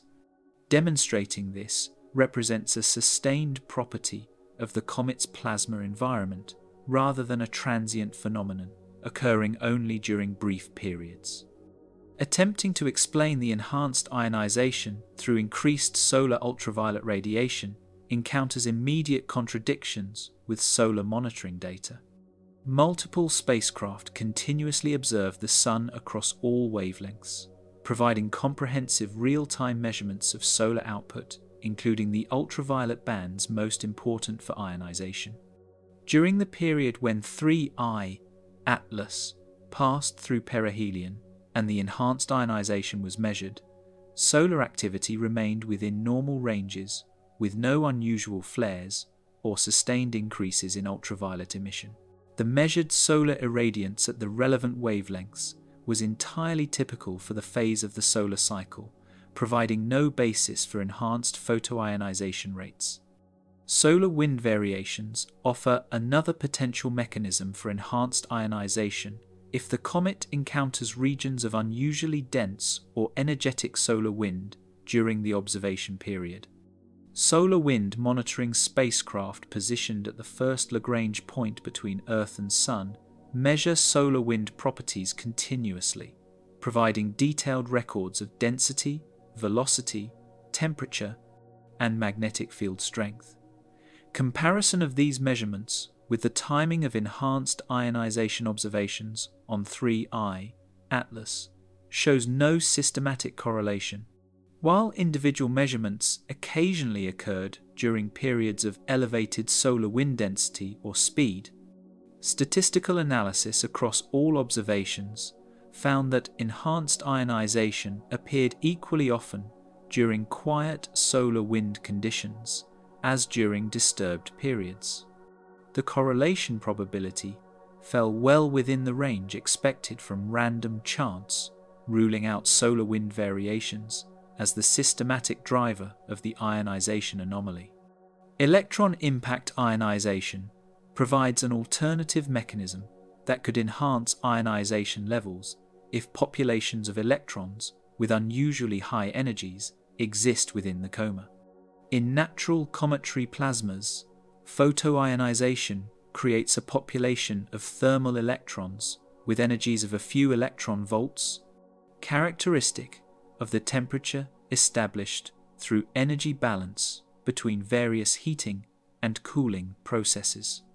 Some electrons gain higher energies through acceleration in electric fields associated with plasma instabilities and wave-particle interactions.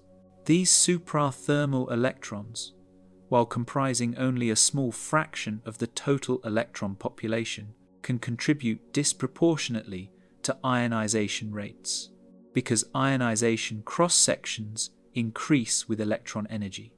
Calculations of the suprathermal electron population required to explain the observed ionization levels through electron impact ionization show that approximately 10 to 20% of electrons would need energies exceeding 50 electron volts, far above the few electron volt thermal energies. Natural plasma processes in cometary environments do produce some population of energetic electrons, but comprehensive plasma simulations, constrained by spacecraft measurements at other comets, predict suprathermal fractions below 1% under conditions similar to 3I, Atlas. Achieving the 10 to 20% levels needed requires electron acceleration mechanisms far more efficient than standard wave-particle interactions or potential drops associated with typical plasma instabilities. Magnetic reconnection events, where magnetic field lines break and reconnect in different configurations, releasing stored magnetic energy as kinetic energy of charged particles, can accelerate electrons to high energies with substantial efficiency. This process occurs naturally in Earth's magnetosphere, in solar flares, and has been invoked to explain energetic particles in various astrophysical plasmas. However, efficient magnetic reconnection requires specific conditions, including magnetic field strengths of at least several nanoteslas and field geometries with oppositely directed field lines brought into close proximity. The magnetic field measurements around 3I, Atlas, while anomalously strong compared to typical comets, remain marginally at the threshold where reconnection becomes possible and show no clear evidence for the characteristic current sheet structures where reconnection occurs most efficiently. Plasma physics models exploring various mechanisms for enhanced ionization, including combinations of suprathermal electrons, energetic neutral atoms producing cascade ionization, and exotic processes like shock acceleration or plasma instabilities, consistently fail to match observations without introducing artificial energy sources or invoking plasma parameters well outside the ranges that measurements constrain. The ionization state problem represents yet another aspect of the 3I Atlas plasma environment that challenges natural explanations, requiring either undiscovered acceleration mechanisms operating with unprecedented efficiency or external energy sources driving the plasma into states that passive solar heating and wind interactions alone cannot achieve. The synchronized jet activation pattern. Cometary jets form when localized regions of the nuclear surface become active, with solar heating driving sublimation of near-surface ice and gas escaping through vents or porous surface layers carrying entrained dust along with it. Different regions activate at different times as the rotating nucleus carries them into sunlight, creating temporal patterns of brightness, variations that reflect the distribution and properties of active areas. For typical comets, this produces light curves showing periodic variations with the rotation period, often with multiple peaks per rotation if several discrete active regions exist at different longitudes, and with peak amplitudes and timings that shift gradually as the solar illumination geometry changes throughout the orbit. High cadence monitoring of 3I, Atlas, through multiple complete rotation cycles revealed jet activation patterns that deviate significantly from these standard expectations in ways that suggest coordinated rather than independent behavior. Instead of jets activating sequentially as different surface regions rotate into sunlight in a pattern determined solely by the rotation geometry and solar illumination angle, the observations show multiple jets turning on and off in apparent synchronization, despite being located at different positions on the nucleus that receive peak illumination at different times. The synchronization persists across many rotation cycles, ruling out coincidence as an explanation, and requiring some mechanism that coordinates activity across spatially separated regions. Detailed analysis of image sequences with time resolution of minutes to hours tracked the brightness variations of individual jets, identified by their distinct orientations and positions relative to the nucleus. For a nucleus rotating with a period of 16 hours, surface features separated by 90 degrees in longitude receive peak solar illumination 4 hours apart. If jet activation followed purely local thermal response to solar heating, jets from these locations should show brightness peaks offset by 4 hours, creating a light curve with multiple peaks distributed throughout the rotation period. Instead, the observations showed jets from different locations brightening and fading together within time windows of less than 1 hour, far shorter than the 4-hour offset that geometric considerations predict. Standard explanations for synchronized activity in comets invoke subsurface connections between active regions with interconnected pore spaces or fracture networks, allowing pressure communication that triggers simultaneous outbursts when gas pressure exceeds structural strength anywhere in the connected network. This mechanism has been proposed to explain correlated activity in some solar system comets and is physically plausible for bodies with complex internal structure. However, achieving the degree of synchronization observed requires essentially instantaneous pressure communication across spatial scales of kilometers, the estimated nucleus size, which in turn requires gas flow velocities through the porous medium approaching or exceeding the local sound speed. Laboratory measurements of gas permeability in various ice and ice dust mixtures under conditions relevant to cometary nuclei show that realistic porous materials have permeabilities that limit gas flow to velocities far below sound speed, even under substantial pressure gradients. Pressure pulses propagate through porous media at speeds determined by the permeability and compressibility, typically orders of magnitude slower than the sound speed in the gas itself. For a 5-kilometer nucleus with realistic permeability values, pressure equalization between opposite sides of the nucleus requires timescales of hours to days, far too slow to explain synchronization within 1-hour windows. Achieving the observed synchronization through subsurface pressure communication would require permeabilities exceeding measured values by factors of hundreds to thousands, implying internal structure more like empty cavities with minimal solid material than realistic cometary aggregate.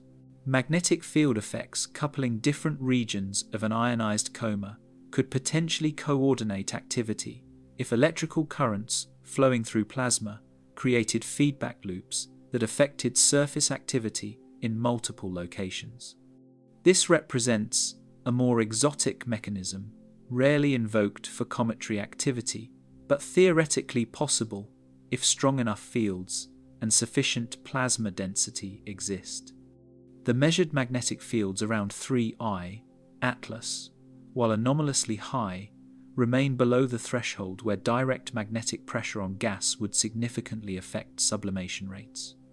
Electric fields associated with plasma currents might affect dust, grain charging and lofting, potentially coordinating dust emission even if gas sublimation remains controlled by local thermal conditions. Testing this hypothesis requires detailed measurements of electric and magnetic field configurations, synchronized with jet brightness monitoring, observations that exceed what was obtained during the 3I Atlas apparition with available instrumentation.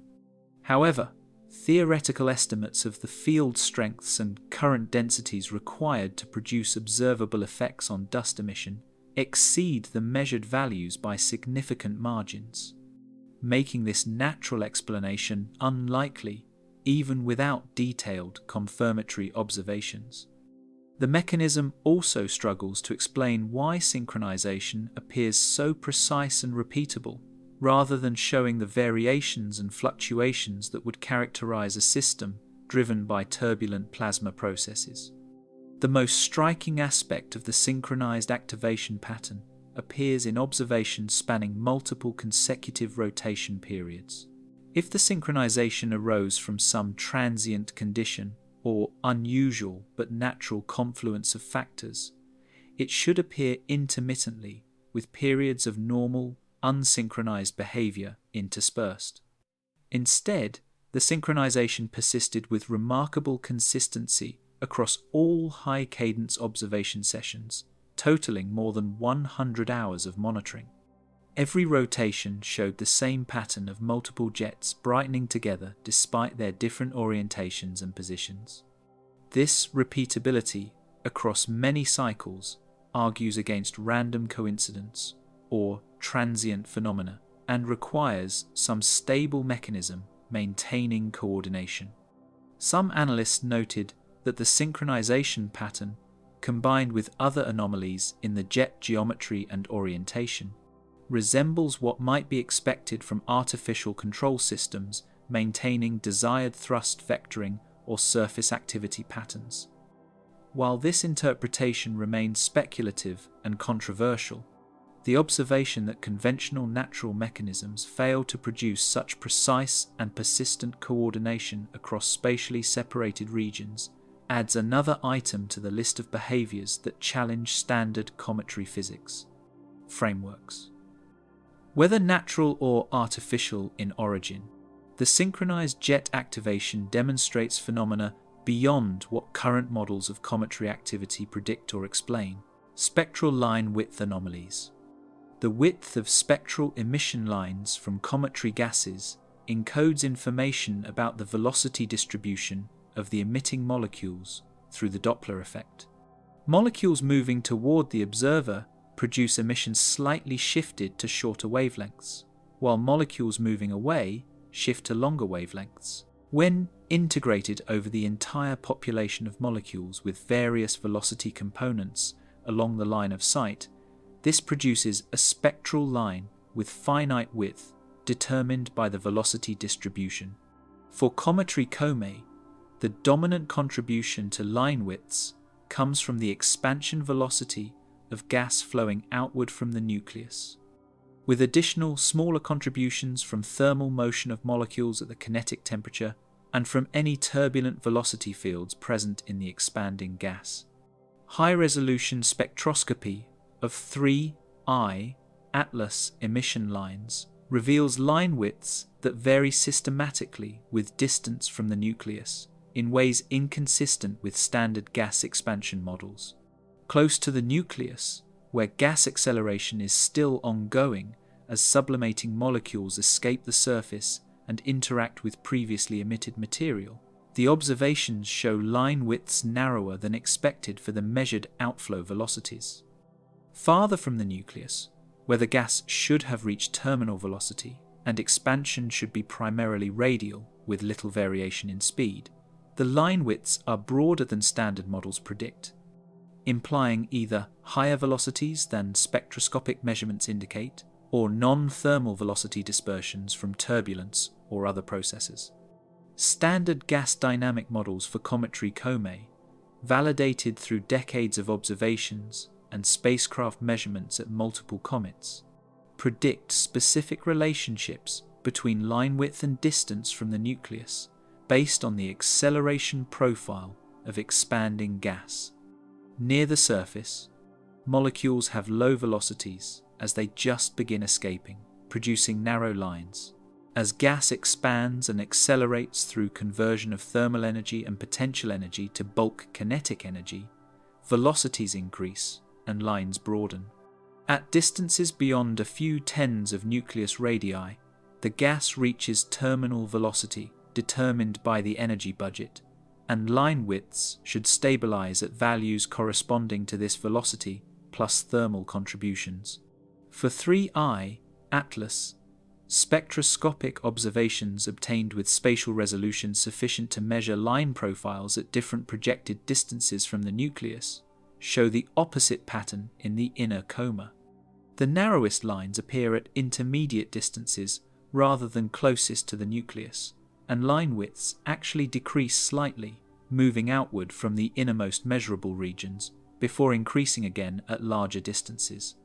This non-monotonic behavior cannot be explained through standard expansion models, regardless of what parameters for gas temperature, composition, or source distribution are assumed. The narrow lines at intermediate distances require lower velocity dispersion than exists closer to the nucleus, implying gas somehow becomes more organized with more uniform velocity as it expands. Contrary to expectations from entropy increase during free expansion. In the outer coma, the line widths exceed predictions by amounts that cannot be explained through temperature variations alone. Converting the observed line widths to velocity dispersions accounting for thermal motion and instrumental resolution yields values 20 to 40% higher than the terminal velocities measured through other techniques, including Doppler shift analysis and proper motion of coma structures. This implies either systematic errors affecting all the other velocity measurements, considered unlikely given multiple independent techniques, all producing consistent results, or additional velocity dispersion from non-thermal sources adding to the Doppler broadening. Turbulence in the expanding gas could provide additional velocity dispersion beyond the bulk expansion velocity. Turbulent flows contain velocity fluctuations on a range of spatial scales, from large eddies to small viscous dissipation scales that would add random velocity components contributing to line broadening. However, generating significant turbulence in the low-density expanding cometary coma presents challenges. Turbulence requires energy input to offset viscous dissipation, and in the coma environment, potential energy sources include instabilities at interfaces between different gas streams or between gas and dust.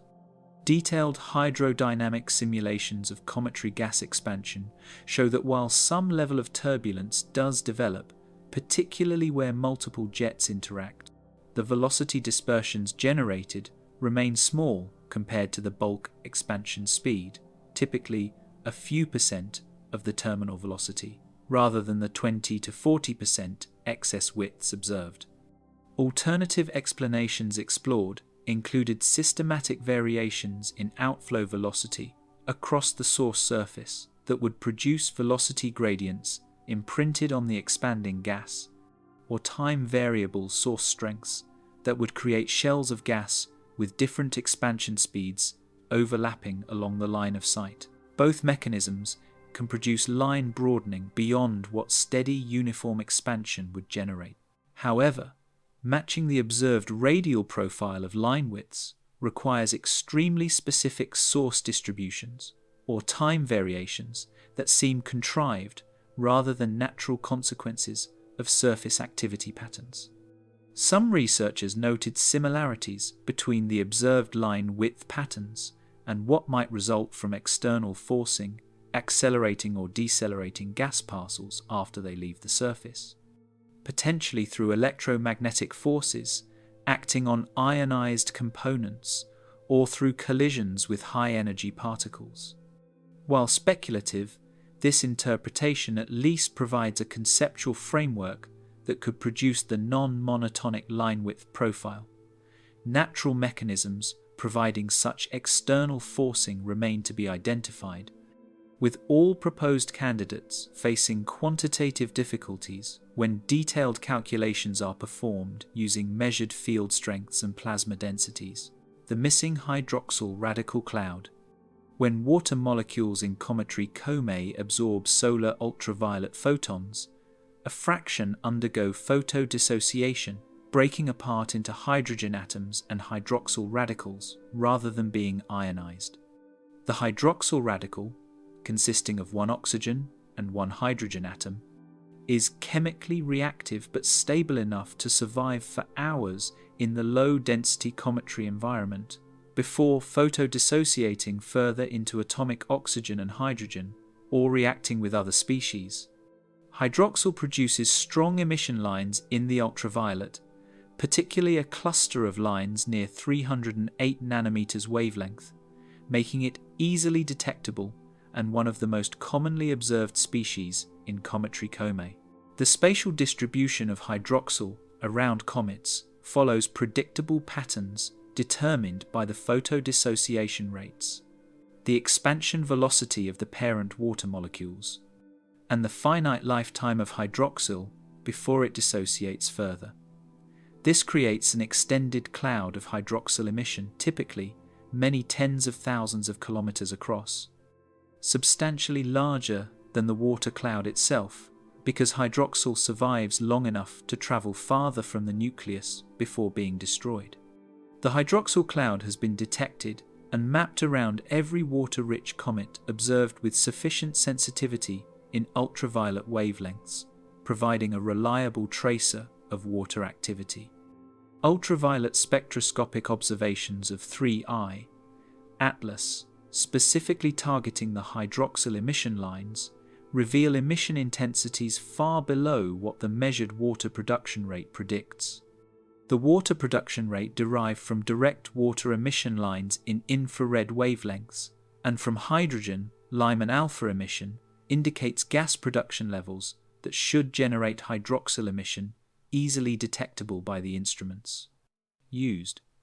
Instead, the hydroxyl lines appear at barely detectable levels, requiring extensive integration time and careful background subtraction to confirm their presence at all, and even then showing intensities 10 to 30 times weaker than expected. The deficit cannot be explained through uncertainties in water measurements alone. The water production rates are constrained by multiple independent techniques, including direct detection of water emission, measurement of hydrogen emission produced by water photodissociation, and estimation from overall activity levels and coma brightness. While individual measurements carry uncertainties of 30 to 50%, the convergence of multiple methods provides robust constraints that cannot be adjusted by the factors of 10 to 30 needed to explain the hydroxyl deficit. Additionally, the temporal variations in water production rates inferred from different tracers correlate with each other, confirming they measure the same underlying process rather than representing unrelated systematic errors. Several potential mechanisms could suppress hydroxyl emission relative to water, even if the actual water abundance remains high. If the water photodissociation produces hydroxyl predominantly in excited vibrational states that quickly dissociate further before radiating in the observed ultraviolet lines, the emission could be suppressed. However, laboratory measurements and theoretical quantum chemistry calculations of water photodissociation determine what fraction of hydroxyl forms in which vibrational states under solar radiation conditions, and these studies predict that observable ground state hydroxyl should be produced at levels inconsistent with the weak emission observed. Alternatively, if some process rapidly destroys hydroxyl through chemical reactions much faster than photodissociation normally removes it, the population could be depleted before it emits detected photons. This requires reactions between hydroxyl and other coma species at rates far exceeding what gas kinetics calculations predict for the measured coma densities and compositions. No plausible reaction pathway has been identified that could remove hydroxyl at the required rates without also producing detectable products or requiring abundances of reactant species far beyond what observations show. The hydroxyl deficit becomes even more puzzling when combined with the water deficit discussed in earlier sections.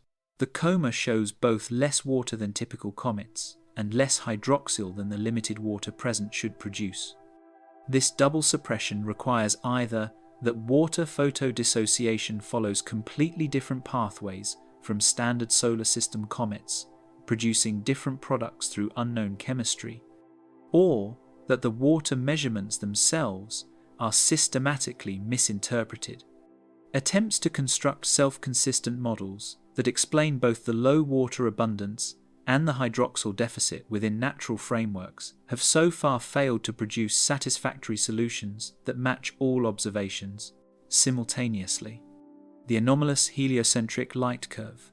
Cometary brightness as a function of solar distance follows well-established patterns that allow prediction of how bright a comet will become as it approaches the Sun and how quickly it will fade as it recedes. The relationship is typically expressed as a power law where brightness varies with some power of the inverse distance to the Sun, with exponents typically ranging from 2 to 4 for most comets. An exponent of 2 corresponds to a comet, where brightness changes purely due to changing illumination geometry, while larger exponents indicate that intrinsic activity increases with decreasing solar distance.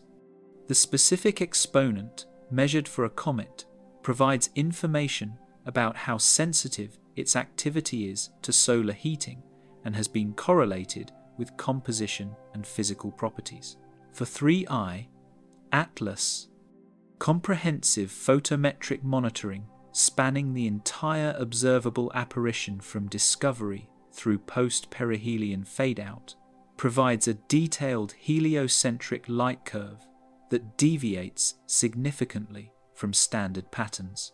The brightening phase during approach to perihelion followed a power law relationship, but with an exponent substantially lower than typical, measuring between 1.5 and 2 compared to the 3 to 4 typical for active comets.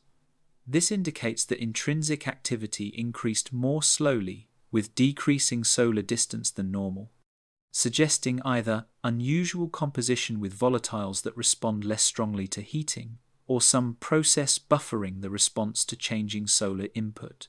More striking anomalies appear in the post-perihelion light curve. After passing perihelion, comets typically fade following a power law with an exponent similar to the pre-perihelion brightening, creating roughly symmetric curves when plotted versus solar distance. Asymmetries do occur, particularly if the comet undergoes fragmentation or major outbursts, but absent such discrete events, the inbound and outbound portions of the light curve should match within observational uncertainties. For 3I, ATLAS, the post-perihelion fading followed a power law with exponent, significantly steeper than the pre-perihelion brightening, approximately 2.5 to 3 compared to the 1.5 to 2 measured inbound. This asymmetry indicates that the comet faded faster relative to solar distance on the outbound leg than it brightened on the inbound leg, behavior opposite to what seasonal effects typically produce. Some comets show brighter outbound light curves than inbound due to seasonal differences in which hemisphere receives most illumination, analogous to terrestrial seasonal lag, where autumn can be warmer than spring at the same solar distance due to thermal inertia in oceans and ground. For 3I, ATLAS, the sense of asymmetry goes the opposite direction, with faster than expected fading implying either rapid depletion of surface volatiles or abrupt decrease in active surface area after perihelion. Attempts to explain the light curve asymmetry through progressive deactivation of surface area as sublimation removes surface ices and leaves behind desiccated crusts face quantitative challenges. The timescale for developing inhibiting crusts depends on the depth of volatile ice, the porosity and thickness of overlying dust layers, and the efficiency of volatile transport through the developing crust. Detailed thermal models incorporating these processes predict that mantle formation occurs gradually over many orbital passages for short-period comets or over extended periods near perihelion for long-period comets. The rapid transition from slow pre-perihelion brightening to steep post-perihelion fading observed for 3I, ATLAS, occurs over timescales of days to weeks, far too short for natural crustal evolution. Discrete events, like partial fragmentation or major outbursts, could cause abrupt changes in light curve slopes if they significantly altered the active surface area or exposed fresh volatiles. However, as discussed in earlier sections, no evidence for fragmentation appears in any monitoring data, and while outbursts did occur, their frequency and magnitude do not show systematic changes around perihelion that would explain the light curve asymmetry. The outbursts appear throughout both inbound and outbound portions, with similar characteristics, ruling them out as the cause of the asymmetric brightness evolution. The heliocentric light curve anomaly adds to the growing list of activity patterns that deviate from natural cometary behavior. The specific combination of shallow pre-perihelion slope, steep post-perihelion slope, and lack of correlating structural changes is unprecedented in comprehensive surveys of cometary light curves. While individual comets occasionally show unusual brightness evolution due to specific circumstances, the pattern displayed by 3I Atlas does not match any previously documented case and resists explanation through conventional activity models, even when allowing generous freedom in parameter choices. The plasma tail disconnection failure. Cometary plasma tails, composed of ionized gas molecules swept back by the solar wind, occasionally undergo dramatic disconnection events where the entire visible tail detaches from the comet and drifts away downstream, while a new tail reforms at the nucleus. These disconnection events occur when the comet crosses sector boundaries in the interplanetary magnetic field, regions where the field direction reverses as the Sun's rotating magnetic field creates a spiral pattern in the solar wind. The field reversal creates conditions where magnetic reconnection can occur, severing the magnetic field lines that thread through the plasma tail and causing the tail to pinch off and separate.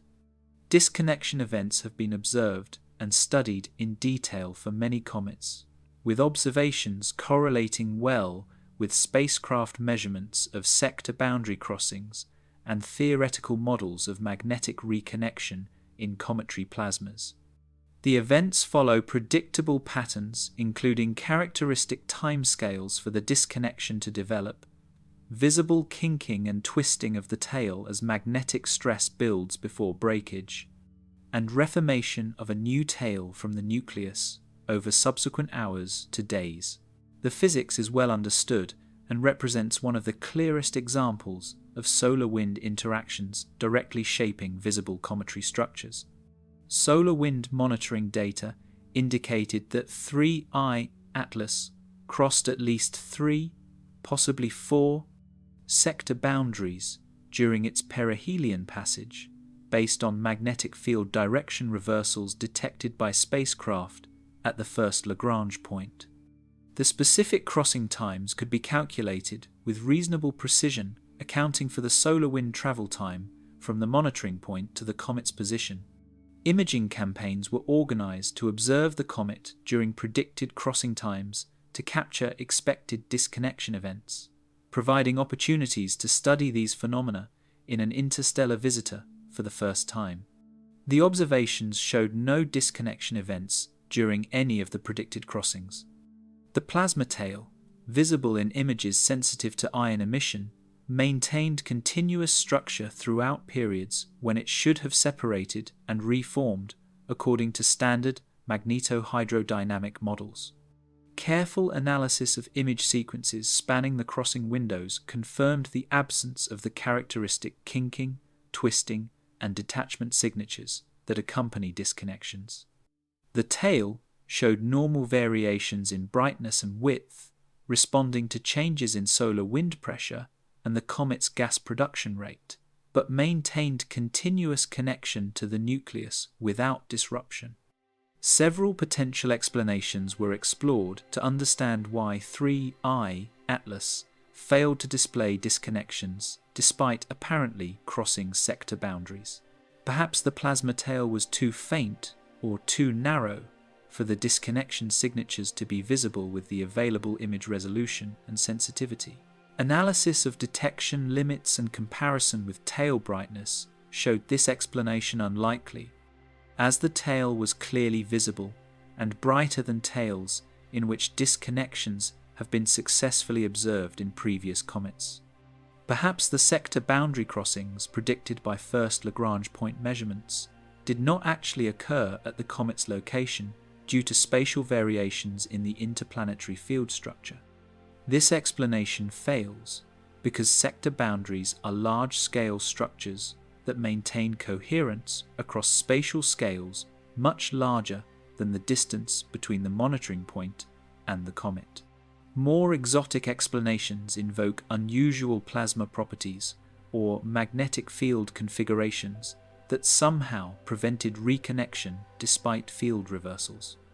If the plasma density in the tail was much higher than typical, increasing the plasma pressure relative to magnetic pressure, reconnection could be suppressed. However, the plasma densities inferred from emission line intensities fall within normal ranges for cometary tails. If the comet possessed an intrinsic magnetic field strong enough to dominate over the interplanetary field in the tail region, it might prevent reconnection by maintaining connected field line topology. The magnetic field measurements discussed in earlier sections show fields enhanced above normal cometary values, but still far too weak to dominate over the interplanetary field at the distances where plasma tails extend. The failure of plasma tail disconnection despite multiple sector boundary crossings represents another case where 3I Atlas behavior deviates from well-established patterns observed in hundreds of comets. The physics of sector boundary interactions and magnetic reconnection in cometary plasmas is among the best validated through combined observations and theoretical modeling. Finding a natural explanation for why these processes failed to produce expected visible effects in this one case, while operating normally in all other observed comets, challenges the principle that physics operates uniformly across different objects in similar environments. The deuterium to hydrogen ratio. The ratio of deuterium to hydrogen in cometary water provides crucial information about formation conditions and origin, because this ratio varies significantly across different solar system reservoirs and reflects the temperature and irradiation history of the material. Deuterium, the heavy isotope of hydrogen with one proton and one neutron, forms in the Big Bang and is destroyed in stellar interiors, creating cosmic abundance patterns. Additionally, chemical reactions at low temperatures preferentially incorporate deuterium into molecules compared to normal hydrogen through kinetic isotope effects, enriching cold interstellar ices in deuterium relative to the cosmic ratio.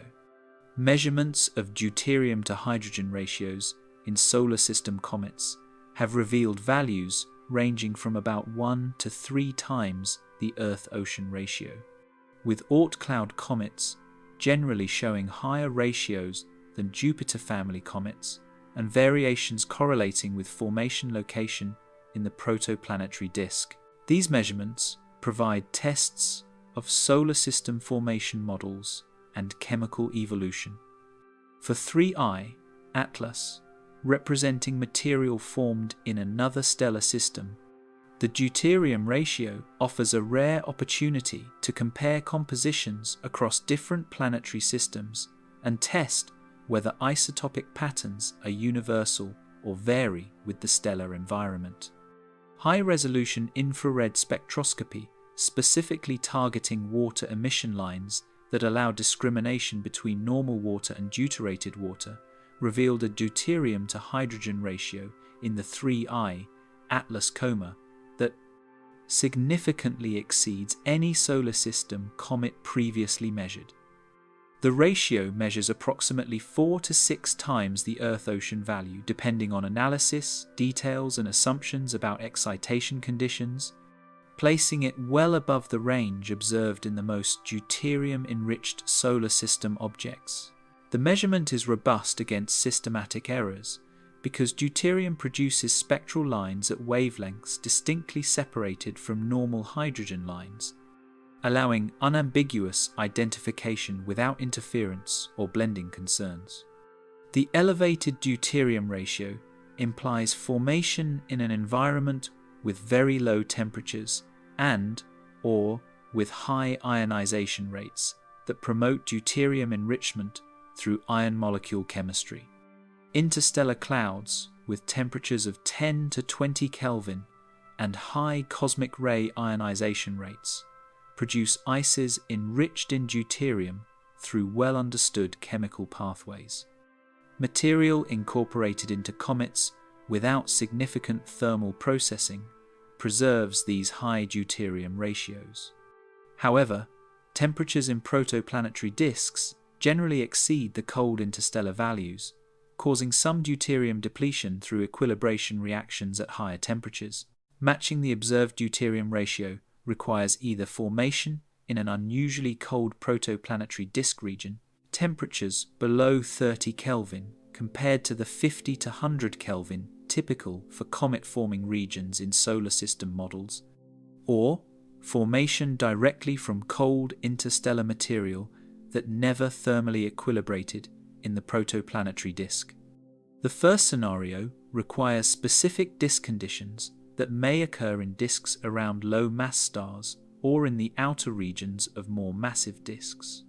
The second scenario requires incorporation of pristine interstellar material without thermal processing, possible if the comet formed very rapidly before disk temperatures rose, or if it represents material from the edge of the protoplanetary disk that remained cold. Alternatively, the high deuterium ratio might indicate formation around a different type of star, with different deuterium abundance in its natal molecular cloud. Galactic chemical evolution models predict that deuterium abundance varies somewhat with location in the galaxy, and with the metallicity of the stellar environment due to the balance between Big Bang production and stellar destruction. However, these variations are modest, typically 20% or less, insufficient to explain deuterium ratios elevated by factors of 2 to 3 relative to solar system comets. Achieving the observed ratios through starting composition alone would require formation from material with primordial Big Bang composition that never cycled through stellar interiors, possible only in extremely metal-poor environments, unlike typical star-forming regions. The deuterium measurements on 3I, Atlas, while providing fascinating glimpses into potentially different formation conditions than solar system comets experienced, also raise puzzles when combined with other compositional anomalies.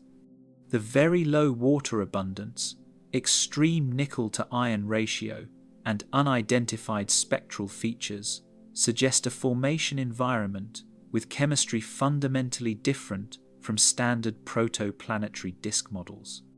Whether all these anomalies can be explained through a single consistent formation scenario in an exotic but natural environment, or whether they indicate material processed through artificial means, remains an open question that the deuterium ratio adds complexity to rather than resolving.